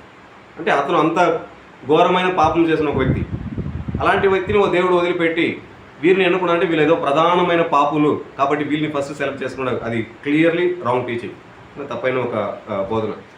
వేరే వదిలి వెళ్ళలేదండి. ఆయన సిలువ వేసేప్పుడు ఒకరు కూడా చాలా మంది ఇతర మతస్థులు కూడా మోసం చేస్తారు. శిష్యులు అంటే ఇలా ఉంటారు, మహమ్మద్ శిష్యులు వాళ్ళ దగ్గర ఉన్నారు, ఎక్కడికి వెళ్ళాలి. కానీ యేసు శిష్యులు అంటే పారిపోయిన వాళ్ళు అని చెప్పి. నెక్స్ట్ వచ్చేసి ఆయన వెళ్ళిపోయిన తర్వాత మళ్ళీ పేతురు కోసం వచ్చిన ప్రేమిస్తున్నప్పుడు 5 సార్లు 3 సార్లు అడుగుతారు. అక్కడ ఉన్న వాళ్ళకు కూడా మెయిన్ కాబట్టి నేను అడగడం. కానీ ఇప్పుడు వీళ్ళు ఏ రకంగా తీసుకుంటారు? ఇప్పుడు మీరు అడిగే ప్రశ్న వచ్చి next topic, what is disciple అని మనం చదివేటప్పుడు దీనికి ఆన్సర్కి వస్తుంది. మనం ఏం చదువుతున్నామంటే, శిష్యులుగా తయారు చేయడం అనేది ఇవ్వబడిన ఆజ్ఞ. ఇది ఒక ఆజ్ఞగా మనం చూడాలి. శిష్యుడిగా ఉండడం అనేది ఆజ్ఞని, శిష్యునిగా తయారు చేయడం అనేది మనకు ఆజ్ఞని. ఈ టాపిక్ గురించి మాత్రం మనం చదువుతున్నాం. ఇంకా దీని గురించి ఇంకా డీప్గా మనం వెళ్ళబోతున్నాం. శిష్యుడిని తయారు చేయడం అంటే సెలెక్ట్ చేసి తీసుకోవడమా, లేకపోతే అందరిని సెలెక్ట్ చేస్తే? ఇప్పుడు చిత్తూరులో చాలామంది ఉన్నారు, అందరికి ఒకేసారి నేను చెప్పలేను, ఒక్కొక్కరిగానే నేను చెప్పాలి. అవునా? ఒక్కొక్కరిగానే నేను చెప్పాలి. అది సెలెక్ట్ చేసి నేను చెప్తాను. ఎవరి దగ్గర నేను వెళ్ళచ్చు, ఎవరిని చెప్పచ్చు, ఎవరిని చూడవచ్చు. సెలెక్ట్ చేసి చూడాలి. ఆ సెలెక్ట్ చేయడం అనేది కూడా దేవుని నడిపింపుతో మనం వెళ్ళాలి. సో చాలా క్లియర్గా పరిశుద్ధాత్మ దేవునికి మనం అవకాశం ఇచ్చినప్పుడు ఆయన ఎవరిని మనము కలవాలి, ఎవరికి మనం ప్రకటించాలి, ఎవరిని శిష్యులుగా తయారు చేయాలని ఆయన మనకు ఒక ప్రత్యక్షతను ఇస్తాడు, రెవల్యూషన్. దానిని ఆధారం చేసుకుని వెళ్ళాలి. మనము చూసేసి వీళ్ళని పట్టేస్తే బాగుంటుంది, వీళ్ళని పట్టేసి గ్రామాన్ని పట్టేయచ్చు, వీళ్ళని శిష్యులుగా తయారు చేసేసి ఆ ఇంటిని శిష్యులుగా తయారు చేసి మనం ట్రై చేసేది కాదు. ఫర్ ఎగ్జాంపుల్, ఒక హౌస్ హోల్డర్, ఇంటికి యజమాని, ఇతను దేవుని నమ్ముకుంటే మిగిలిన వారంతా దేవుని నమ్ముకుంటారు కాబట్టి ఇలా మనం ట్రై చేసేస్తాం అని మనం సొంతంగా వెళ్ళిపోవడం కాదు. ఒకవేళ సమ్టైమ్స్ ఆ ఇంట్లో ఒక చిన్న బిడ్డని మనం ఎన్నుకున్నట్లయితే దాని ద్వారా ఆ పెద్ద విషయం జరగచ్చు, పెద్ద మార్పు రావచ్చు. కాబట్టి మనం ప్రేరేపణ ద్వారా పరిశుద్ధాత్మ దేవుని యొక్క నడిపింపు ద్వారా మనం ఒకరిని కలవగలిగితే మనము ఆ వ్యక్తిని స్థిరపరచడానికి, ఆ వ్యక్తిని శిష్యునిగా తయారు చేయడానికి మనము స్టెప్ అవుట్ మనం చేయగలుగుతాం, మనం ముందుకు వెళ్ళగలుగుతాం. మనకు ఇష్టమైన విధంగా మనం వెళ్ళగలిగితే మధ్యలో వచ్చే శోధనలు, ఆటంకాలు, ఇలాంటి కొంచెం అభ్యంతరాలు ఇవన్నీ వచ్చినప్పుడు మనం దూరంగా వచ్చేస్తాం. మనలోనే నిరుత్సాహం వచ్చేస్తుంది, పర్లేదులే ఇంకొకసారి అనే విధంగా వచ్చేస్తుంది. సో కాన్స్టెంట్గా నేను మీకు ఒక ఎగ్జాంపుల్ చెప్పుకుంటాను. బైబిల్ కాలేజీ కానీ బైబిల్ స్టడీస్ కానీ ఇంతవరకు నా యొక్క పరిచర్య ఎక్స్పీరియన్స్లో ఎవరిని నేను బలవంత చేసి పిలిచింది లేదు. క్లాసెస్ కానీ ఇక్కడ కానీ ఇంకొక ప్లేస్ ఎక్కడైనా కానీ బలవంత చేసి మీరు క్లాస్కి రండి, మీరు చర్చికి రండి, మీరు ప్రార్థనకు రండి, మీరు వర్షిప్కి రండి, ఎవరిని నేను బలవంత పెట్టి పిలిచింది లేదు. నా లైఫ్లో ఒకే ఒక వ్యక్తి గాంధీ మాత్రమే. నేను చాలాసార్లు మీకు గాంధీకి చెప్పాను, మీకు చెప్పాను, very clear. I don't know why. అది నేను గాంధీకి చెప్పాను, మీ అది కూడా చెప్పాను. నాకు అది ఎందుకు నేను చేస్తున్నానో నాకు తెలియదు. అది నేను పిలవడం అనేది నాకు ఇష్టం లేకుండా కష్టంతో నేను చేస్తున్నాను. అయినా చాలా క్లియర్గా ఒక గొప్ప ప్రేరేపణతో ఎంత దూరం వెళ్ళినా మళ్ళీ అతన్ని తీసుకురావాలి, నిలబెట్టాలి అని ఒక విషయం, ఒక చిన్న ఉదాహరణకి నేను మీకు చెప్పాను. సో వేరే ఏదైనా ప్రశ్న? సో ఇక్కడితో మనం దీన్ని స్టాప్ చేస్తాం. ఆన్లైన్లో ఉన్న వాళ్ళు మీకు ఏదైనా ప్రశ్నలు ఉన్నా మీరు అడగండి దయచేసి. చెప్పండి కదా విజయపురం, మీరు చెప్పండి.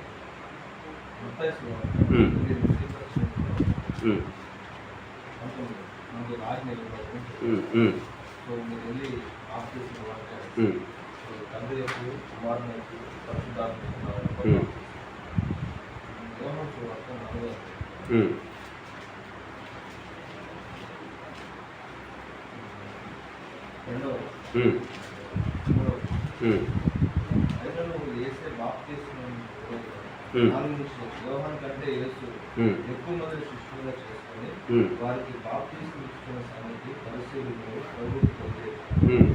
ఆయన యూదియా దేశం విడిచి గలిలయ దేశం తిరుగుతూ యేసు బాప్తిస్మం ఇవ్వలేదు కానీ ఆయన శిష్యులు ఇచ్చుచుంది అన్నారు. ఈ బాప్తిస్మం ఆజ్ఞ మనం చివరిలో ఇవ్వకూడదు. బాప్తిస్మం ఇచ్చి యోహాను కంటిన్యూ చేస్తున్నారు. యోహాను శిష్యులు చేస్తున్న పని, యోహాను యొక్క శిష్యులు కంటిన్యూ చేసే పని మీరు అక్కడ చూడండి. 4వ వాక్యం ఫస్ట్లో మీరు చూసినట్లయితే, యోహాను కంటే ఎక్కువ మంది శిష్యులుగా చేసుకొని వారికి బాప్తిసం ఇస్తున్న సంగతి పరిసయ్యులు వినురని ప్రభువుకు తెలుసు. అంటే వీళ్ళు అనుకుంటున్నారు యోహాను కన్నా యేసుక్రీస్తుకి ఎక్కువ మంది శిష్యులు అయిపోతున్నారు, ఎక్కువ మంది ఇతను బాప్తిసం ఇచ్చేస్తున్నారు. కానీ నెక్స్ట్ వాక్యం చెప్పబడుతుంది, ఆయనను యేసే బాప్తిసం ఇవ్వలేదు కానీ ఆయన శిష్యులు బాప్తిసం ఇచ్చుతున్నారు. అప్పుడు వాళ్ళు బాప్తిసం ఇచ్చేటప్పుడు దాని యొక్క సారాంశము, కంటెంట్ ఒకే ఒకటి. బాప్తిసం ఇచ్చి యోహాను కానీ యేసుక్రీస్తు కానీ వాళ్ళకు బోధించింది పరలోక రాజ్యం సమీపంగా ఉంది, మారు మనసు పొంది ఉండగాను. ఎందుకంటే అది యోహాను యొక్క పరిచర్యగా అవుతుంది, యేసుక్రీస్తు యొక్క పరిచర్యగా రాదు, యోహాను యొక్క పరిచర్యగా వస్తుంది. అందుకే యేసుక్రీస్తు యొక్క మరణము తరువాతే అది చెప్పబడింది, మీరు ఇక మీదట బాప్తిసం మీరు ఇవ్వాలి. అంతవరకు యేసుక్రీస్తు బాప్తిసం అనే టాపిక్ ఆయన తీయడు. ఎక్కడ కానీ శిష్యుల దగ్గర మీరు వెళ్ళి బాప్తిసం ఇవ్వండి చెప్పడు, ఎవరికి ఇవ్వలేదు. శిష్యులని ఎవరిని బాప్తిసం ఇవ్వడానికి పంపించలేదు. ఆయన వెళ్ళేటప్పుడు అనేక మంది మనం లిటరల్గా చూడొచ్చు, శిష్యులు కూడా ఎవరిని బాప్తిసం ఇచ్చేలాగానే దేవుని దగ్గర తీసుకురాలేదు. ఎవరు తీసుకురాలేదు. వ్యాధులు బాగా చేయడానికి తీసుకొచ్చారు, వ్యాధిగ్రస్తం తీసుకొచ్చారు, రోగులను తీసుకొచ్చారు, అపవిత్రాత్మ పట్టిన వాళ్ళని తీసుకొచ్చారు, సమస్యలతో ఉన్న వాళ్ళని తీసుకొచ్చారు, ఇలాంటి వారందరినీ తీసుకొచ్చారు. కానీ లిటరల్గా బాప్తిసం ఇవ్వడానికి ఒక గ్రూప్ని దేవుడు యేసుక్రీస్తు దగ్గరికి ఎవరు తీసుకురానే లేదు. ఎందుకంటే వారి యొక్క కోర్ ఇది కాదు. అప్పుడు బాప్తిసం ఇచ్చి యోహాను యొక్క పరిచర్య ఆగిపోయింది అని ఒక ఆటంకం లేకుండా క్రీస్తు యొక్క మరణం వరకు బాప్తిసం ఇచ్చి యోహాను యొక్క పరిచర్య కొనసాగుతుంది. అప్పుడు ఆయన శిష్యులు కానీ యేసుక్రీస్తు శిష్యులు కానీ వారు బాప్తిసం ఇచ్చారు, ఎవరి పేరున వారు బాప్తిసం ఇవ్వలేదు, ఎవరి పేరును ఉపయోగించలేదు. వాళ్ళు చేసింది అల్ల కూడా పరలోక రాజ్యం సమీపంగా ఉంది, మీ పాపముని మీరు ఒప్పుకొని మీరు మారు మనసు పొందరు అని ఒకే ఒక విషయంతోనే వారు ఏం చేశారంటే ఇది బోధిస్తూ వారికి ఎలాంటి నామమును ఉపయోగించకుండా వారికి బాప్తిసం ఇచ్చారు. ఇప్పుడు బాప్తిసం పొందుకునే వాళ్ళు లిటరల్గా మేము పాపం చేసాం, మా పాపాలు క్షమించండి, ఇంకా మీద మేము పాపం చేయకుండా ఉండాలి, ప్రభా మీరు మమ్మల్ని క్షమించండి, ఇంతే వాళ్ళు చేయగలిగారు. ఏ నామమున అది చేయలేదు. అందుకే యేసుక్రీస్తు తరువాత ఆ యొక్క బ్యాప్టిజం అనే ఒక టాపిక్ని ఆయన క్లియర్ చేసేస్తాడు. ఎలా చేస్తున్నాడంటే మీరు ట్రినిటీ నేమ్లోనే మీరు ఇది చేయాలి, తండ్రి కుమార పరిశుద్ధాత్మ ముగ్గురు యొక్క పేరుతో ఇది మీకు చేయాలి అని దాన్ని ఒక క్లారిఫైతో చేయడం. అప్పుడు కూడా ఈ బాప్తిజం అనేది ప్రపంచానికి ఒక గుర్తుగా ఏర్పాటు చేయడం. అలా చేసిన దీనికి మీరు ఒక నామంతో మీరు చేయాలి. అలా ఎందుకు చెప్పాడంటే యేసుక్రీస్తు తర్వాత సంఘానికి పెద్ద ఎవరు? పేతురు. అప్పుడు ఒకవేళ యేసుక్రీస్తు తర్వాత వాళ్ళు బాప్తిజం ఇచ్చి ఉంటే యేసుక్రీస్తు తర్వాత ఆటోమేటిక్గా ఆయన పేరు పక్కన పోయి పేతురు పేరు అక్కడ హైలైట్ అయిపోయి ఉంటుంది. అలా చేసి ఉంటారు, సంఘం అలా చేసి ఉంటారు. పేతురు తర్వాత అదేవిధంగా పౌలు, అదేవిధంగా ఇంకొకరు. అందుకే పౌలు కొరింథీ సంఘాన్ని చెప్తాడు, మీరు నా నామంలో బాప్తిజం తీసుకున్నారా, మీరు పేతురు నామంలో మీరు బాప్తిజం తీసుకున్నారా, మీరు అపోలో నామంలో మీరు బాప్తిజం తీసుకున్నారా? నో, మీరు అందరూ కూడా యేసుక్రీస్తు నామంలో మీరు బాప్తిజం తీసుకున్నారు త్రియక దేవుని ద్వారా. అప్పుడు మనం చూడాల్సింది క్రీస్తునే, అపోస్తలులను కాదు. అక్కడికే ఆయన తగ్గించేస్తాడు. పేతురు కానీ పౌలు కానీ మీరు అపోస్తలుని మీరు చూడద్దు, మీరు క్రీస్తుని మీరు చూడండి. అపోస్తలుని మీకు మోడల్గా మీరు పెట్టుకోవద్దు, మీరు క్రీస్తుని మీరు మోడల్గా మీరు పెట్టుకోండి అనే విధంగానే ఆయనకు బోధన ఉంటుంది. 12 మంది శిష్యులు బాప్తిసం ఇస్తున్నారు. శిష్యులు తీసుకున్నారా కదా, మనకు దాని గురించి ఐడియా లేదు, బైబిల్లో మనం చెప్పలేదు. శిష్యులకి యేసుప్రభు ఇవ్వలేదు, అదే యోహాన్ని తీసుకున్నారు కూడా మనకు తెలియదు. బట్ వీళ్ళకి ఒక రక్షణ అనేది కావాలంటే బాప్తిసం ఆత్మీయ సో నేను నా పర్సనల్గా నేను ఎలా నమ్ముతానంటే నా పర్సనల్ నమ్మకం ఓకేనా. సో ఇదే మీరు నమ్మాలని నిర్బంధం లేదు. సో నా పర్సనల్ నమ్మకం నేనేం చెప్తున్నానంటే బాప్తిసం వారు తీసుకునేటప్పుడు దేనికోసం ఎలా తీసుకున్నారు, దేనికోసం తీసుకున్నారు? పాపమును ఒప్పుకొని పాపం నుండి మారు మనసు పొందడానికి. అపోస్తలుడైన పేతురుని యేసుక్రీస్తు పిలిచినప్పుడు ఎలాంటి సందర్భంలో పిలిచాడు? అతను చేపలు పడుతున్నాడు, రాత్రంతా కష్టపడ్డాడు, ఏ చేపలు లేదు. మరుసటి రోజు వెళ్ళి ఇటువైపు వల వేయమని చెప్పాడు, వల వేశాడు, చేపలు విస్తారంగా వచ్చిన వెంటనే పేతురు చేసిన పని ఏంటి? తన పాపాన్ని ఒప్పుకున్నాడు. ప్రభువా నేను పాపిని, మీరు నా దగ్గర ఉండదు, మీరు దూరంగా వెళ్ళండి. సో పాప క్షమాపణ అనేది, పాపాన్ని ఒప్పుకోవడం అనేది పేతురు దగ్గర నుండి అలా జరిగింది. ఆ సన్నివేశం మనకు ఉంది కాబట్టి మనం అది చూసాం. ఇప్పుడు మిగిలిన శిష్యులలో ఈవెన్ పేతురు జస్ట్ చేపలు పట్టే వ్యక్తే నేను పాపిని, నా పాపాన్ని మీరు క్షమించని ఒప్పుకున్నట్లయితే, మత్తయి సువార్త రాసిన మత్తయి ఈయన ట్యాక్స్ కలెక్టర్, సొంకరైనప్పుడు పాపులలో వారి అందరి ముందు అసహించబడే ఒక స్థానంలో ఉన్నవారు. అప్పుడు ఆయన తన పాపాన్ని ఒప్పుకోవడానికి అవకాశం ఉంది. సో నా పర్సనల్ నమ్మకం యేసుక్రీస్తు ఎప్పుడైతే వారిని పిలిచారో అప్పుడే వారి యొక్క పాపమును, వారి యొక్క పాత జీవితాన్ని వదులుకొని వారు క్రీస్తుని వెంబడించారు అనేసి నేను నమ్ముతాను. సో దీన్ని దాటుకొని డైరెక్ట్ ఇన్ఫర్మేషన్ అయితే మనకు బైబిల్లో లేదు. వారు కరెక్ట్గా వాళ్ళు బాప్తిసం ఇచ్చి యోహాను చేత వారు బాప్తిసం తీసుకోలేదు. అట్ ద సేమ్ టైం క్రీస్తు వారికి బాప్తిసం స్వయంగా ఇవ్వలేదు. దానికి దాటుకొని క్రీస్తు ఆత్మీయమైన ఒక ప్రత్యక్షతను వాళ్ళకి ఇస్తూ వచ్చారు. ప్రతి సందర్భంలోనూ ఆత్మీయమైన ప్రత్యక్షతను వాళ్ళకి ఇస్తూ వచ్చారు.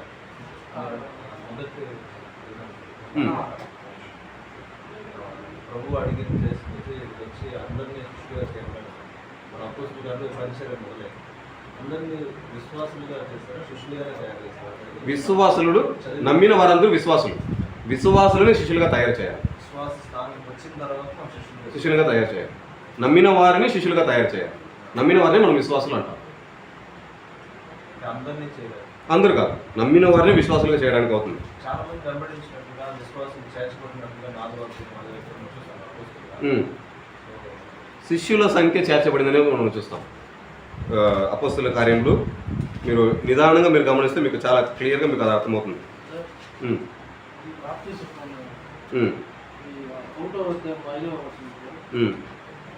పరిశుద్ధాత్మలో బాప్తిసం పొందేవారు వాళ్ళు ఆ టైంలో బాప్తిసం తీసుకోవాలి.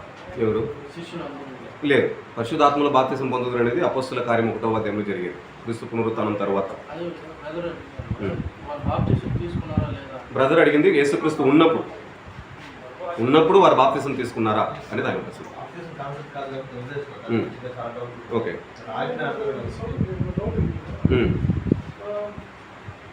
அவங்க டிஃபென்ஸ் வரும்போது ம் ஒரு பாத்திரத்தை எடுத்து அவங்க காலை கைவிட ம் இவ்வளோ இன்னொரு ஸோ ஒரு டிஃபென்ஸ் சுச்சுவேஷன் வரும்போது அவங்க ஒரு தண்ணி எடுத்து அவங்க காலை கைவிடுறாங்க. அவங்க பேருக்கு சொல்லலாம் சரி முழுசாக கைவிடாங்க காலை கையில போகணும்னு சொல்லுவாங்க ஒரு சுச்சுவேஷன்.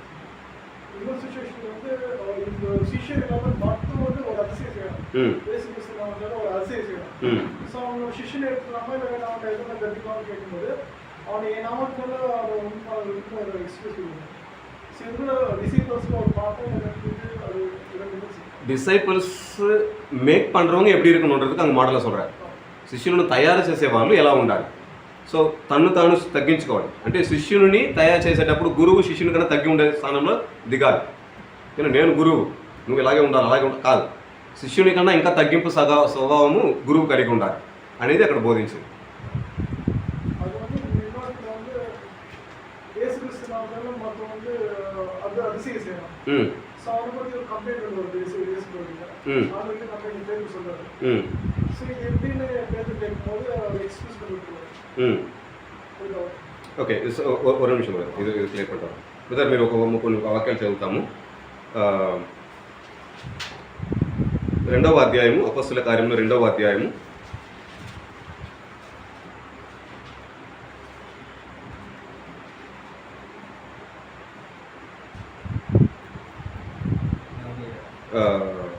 47 చదవండి. ఆనందంతో నిష్కపటంతోను హృదయంతోను ఆహారం పుచ్చుకుంటూ మరియు ప్రభు రక్షణ పొందుతున్నవారు అనుదినము వారితో చేర్చు. ఓకే, రక్షణ పొందుచున్న వారిని అనుదినము వారితో చేరుస్తూ ఉన్నాడు. సో ఆ విధంగా అక్కడ చెప్పబడుతుంది. దానికి పైన 44వ వచనం మనం చూసినప్పుడు విశ్వసించిన వారందరూ ఏకంగా కూడి, ఓకేనా, విశ్వసించిన వారు అనే ఒక మాట మనం చూస్తున్నాము. ఇప్పుడు మీరు 47వ వాక్యంలో రక్షణ పొందిన వారందరినీ మనం చూస్తున్నాము. మేబీ 6వ అధ్యాయానికి మీరు వచ్చినట్లయితే ఆ దినములలో శిష్యుల సంఖ్య విస్తరించినప్పుడు అప్పుడు కౌంట్ ఏది తీసుకుంటున్నారంటే శిష్యులనే కౌంట్కి తీసుకుంటున్నారు. ఒక సంఘములో ఎంతమంది ఉన్నారని తీసుకోలేదు, శిష్యులుగా ఎంతమంది ఉన్నారని కౌంట్ తీసుకుంటున్నారు. శిష్యుల సంఖ్య విస్తరించినప్పుడు ఒక సెపరేట్ అవుతున్నారు. చర్చిని ఒక డిసిప్లిన్ తీసుకురావాలని వాళ్ళు ట్రై చేస్తున్నారు. దాన్ని దాటుకొని ఒకవేళ మనము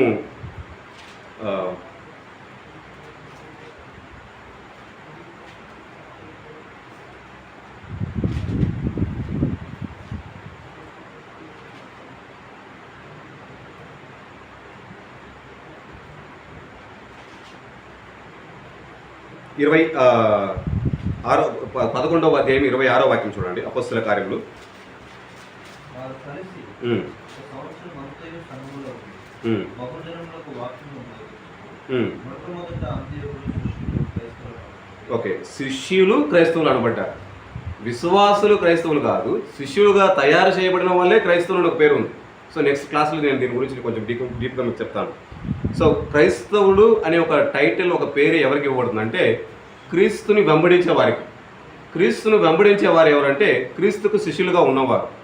అప్పుడు క్రీస్తుకు శిష్యులుగా తయారు చేయడం అనేది ప్రధానమైన అంశం, ఒక మెయిన్ కోర్ గోల్, ప్రధానమైన ఒక గోల్ అదే. అప్పుడు శిష్యులు క్రైస్తవులుగా అనబడ్డారు. అంతవరకు వాళ్ళ యొక్క టార్గెటే, వారి యొక్క లెక్క, వారి యొక్క క్రమమే ఎంతమంది శిష్యులుగా తయారు చేయబడుతున్నారు, ఎంతమంది చేర్చబడుతున్నారు కాదు, చేర్చబడుతున్న వారందరినీ వాళ్ళు శిష్యులుగా చేస్తూ ఉన్నారు. అది ఒక ప్రాసెస్ జరుగుతుంది. కానీ శిష్యులుగా తయారు చేయబడిన వాళ్ళ పట్ల వాళ్ళు చూపించే ఒక ఆలోచన, శ్రద్ధ ఇంకొక విధంగా ఉంది. అనేక మంది వాక్యాన్ని వింటూ ఉన్నారు, అనేక మంది యేసుక్రీస్తుని విశ్వసిస్తూ ఉన్నారు, అనేక మంది దేవుని వైపు వస్తూ ఉన్నారు. వస్తున్న వారందరూ శిష్యులు కాదు. దానిలో చాలా మందిని వాళ్ళు ఏం చేస్తున్నారంటే శిష్యులుగా తయారు చేసేస్తారు. అప్పుడు శిష్యులు అన్నదాన్ని వాళ్ళు ఏం చేస్తున్నారంటే కౌంట్కి తీసుకుంటున్నారు. ఒక సంఘములో ఇప్పుడు మనం చూస్తాం, సంఘంలో ఎన్ని ఫ్యామిలీస్ ఉంది, దాన్ని బట్టి ఆ సంఘము ఎంత జనాభా అనేది మనం చెప్తాం. ఆ విధంగా శిష్యులుగా ఎంతమంది ఉన్నారో దాన్ని వాళ్ళు మెయిన్గా తీసుకున్నారు. అందుకే అపోస్తలుడైన పౌలు యొక్క పరిచర్యలో కూడా శిష్యులు అనే మాట ఎక్కువగా మనం వినొచ్చు. కానీ శిష్యురాలు అంటాడు చాలా క్లియర్గా. ఒక లేడీని కూడా ఆమెను ఒక విశ్వాసిని వదిలిపెట్టలేదు, ఒక శిష్యురాలు. ఎందుకంటే అతను ఒక శిష్యురాలుగానే చూడాలనుకుంటున్నాడు, ఒక విశ్వాసిగా మాత్రం పెట్టాలనుకోలేదు. ఆమె క్రైస్తవరాలు అని తను చెప్పగలుగుతున్నాడు. క్రీస్తును పోలి క్రీస్తును వెంబడించే ఒక వ్యక్తి అని చెప్పగలుగుతున్నాడు. ఎందుకంటే అలాంటి ఒక శిష్యురాలుగా ఆమె ఉంది. అప్పుడు న్యూ టెస్టమెంట్ చర్చ్, కొత్త నిబంధన సంఘము, క్రీస్తు తరువాత అపోస్తుల తరువాత అపోస్తుల యొక్క శిష్యుల తర్వాత ఏర్పాటు చేయబడిన యొక్క నూతన నిబంధన సంఘము అన్నది చాలా క్లియర్గా వారి యొక్క ప్రధానమైన గోల్, ప్రధానమైన ఆజ్ఞను నెరవేర్చడం, క్రీస్తు వారికి ఇచ్చిన ఆజ్ఞను నెరవేర్చడం, ఆ ఆజ్ఞ శిష్యులుగా తయారు చేయడం. ఆ శిష్యులుగా తయారు చేయడానికి వాళ్ళు చేయాల్సిన పని వెళ్ళడము, విశ్వాసించిన వారికి బాప్తిసం ఇవ్వడము, దేవుడు వారికి బోధించిన వాటిని గైకొనులాగా వారికి బోధించాడు. అంటే వాక్యాన్ని వారు గైకొనులాగా వాక్యాన్ని బోధించడం. సో వారి యొక్క ఓన్ డాక్టరీన్ లోపల ఎదుగు తీసుకుని వెళ్ళలేదు. సమ్టైమ్స్ వాళ్ళ కన్ఫ్యూషన్ ఉన్నప్పుడు అందరూ వచ్చి కూర్చున్నారు. మీకు ఐడియా ఉందనుకుంటారు, 15వ అధ్యాయం అపోస్తలుల కార్యం 15వ అధ్యాయానికి వాళ్ళకి ఒక డౌట్ వచ్చేసింది చర్చిలో. సున్నతి పొందిన వారు కూడా చర్చికి వస్తున్నారు, ఇప్పుడు వీళ్ళని ఎలా డీల్ చేయొచ్చు అని ఒక డౌట్ వచ్చేస్తుంది. వెంటనే చర్చ్ కౌన్సిల్ కూడుతుంది. 12 మంది అపోస్తలు ఒకటిగా చేరుతున్నారు. అందరూ చేరి ఓకే దీనికి ఆన్సర్ ఏంటి. దాని తర్వాత వాళ్ళు ఏం చేస్తున్నారంటే దానికి ఒక నిర్ణయం రావడం జరుగుతుంది. సో ఏదైనా కానీ వాళ్ళ యొక్క కోర్ ఫోకస్, ముఖ్యమైన వాళ్ళ యొక్క గురి ఏదో ఉందంటే యేసుక్రీస్తు వాళ్ళకి ఇచ్చిన ఆజ్ఞను నెరవేర్చడం, ఆజ్ఞ శిష్యులుగా తయారు చేయడం. ఓకే, సో ఈ టాపిక్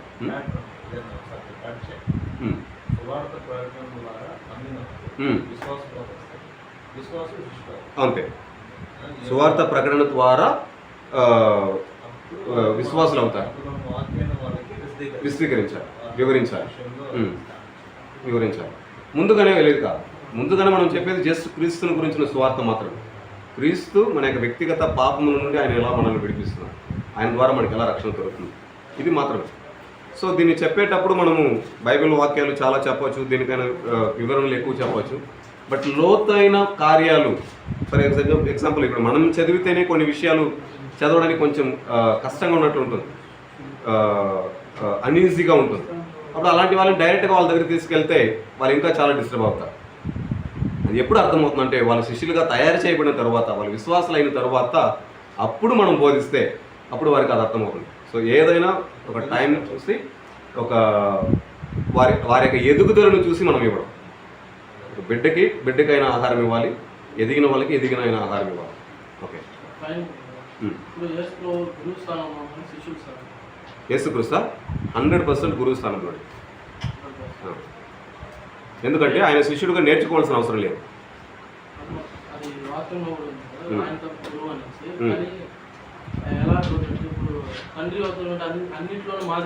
అవును,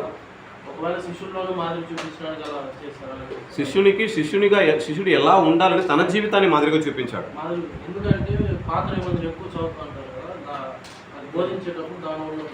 ఎందుకు మనము యేసుక్రీస్తు శిష్యుడిగా కూడా ఉన్నాడు అని మనం చెప్పలేము అంటే, యేసుక్రీస్తుకు బోధించిన వాళ్ళు ఎవరు లేరు, యేసుక్రీస్తుకు గైడ్ చేసిన వాళ్ళు ఎవరు లేరు, యేసుక్రీస్తుని ఎంకరేజ్ చేసిన వాళ్ళు ఎవరు లేరు, యేసుక్రీస్తుని నడిపించిన వాళ్ళు, లేకపోతే యేసుక్రీస్తు సహకరించిన వాళ్ళు, యేసుక్రీస్తుని మోటివేట్ చేసిన వాళ్ళు, యేసుక్రీస్తుకి వాక్యాన్ని బోధించిన వాళ్ళు ఎవరు లేరు. ఆయనలో నుండి అన్నీ వచ్చింది. కాబట్టి హీ వాస్ ద టీచర్. డిసైపుల్స్కి ఆయన మోడల్గాను ఆయన నిలబడ్డాడు. టీచర్ తన స్థానాన్ని తగ్గించి శిష్యులకి సమానంగా ఆయన నిలబడ్డాడు. అది చాలా ప్రధానమైన ఒక విషయం. ఈ టాపిక్లో రాదు, చర్చ్ హిస్టరీలో ఉంది. రావాలి దాని గురించి. మరి టీచర్గా ఎవరు బోధించలేదు, నేనే దేవుడు సినిమాలో మొత్తం ఓకే విల్ ప్రే. మనం ప్రార్థన చేసుకుంటాం. సంతోష్ ప్రే చేస్తాం.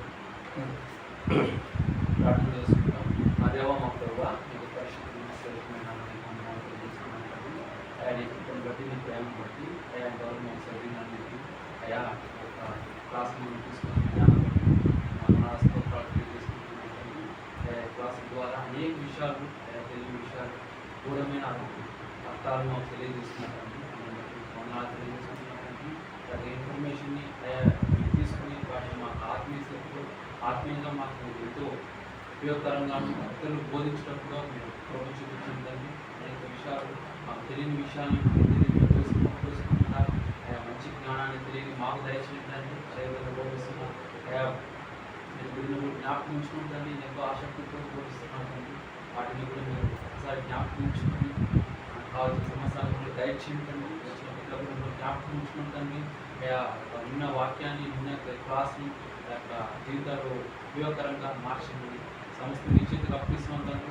వచ్చిన అందరినీ కూడా జ్ఞాపకం ఉంచుకొని ఆన్లైన్లో ఆఫ్లైన్లో అందరినీ కూడా ఒకసారి జ్ఞాపకం ఉంచుకొని మీరే సహాయపడమని మరొక క్లాస్లో మీ సన్నిధిలో వచ్చినటువంటి వాక్యాన్ని దయచేయండి. యేసుక్రీస్తునామములో అడిగి ఆమె నా ప్రాణమయ యెహోవాను సంతరించును, నా అంతరంలో సంసమైన పరిశుద్ధనామమును సంతరించును.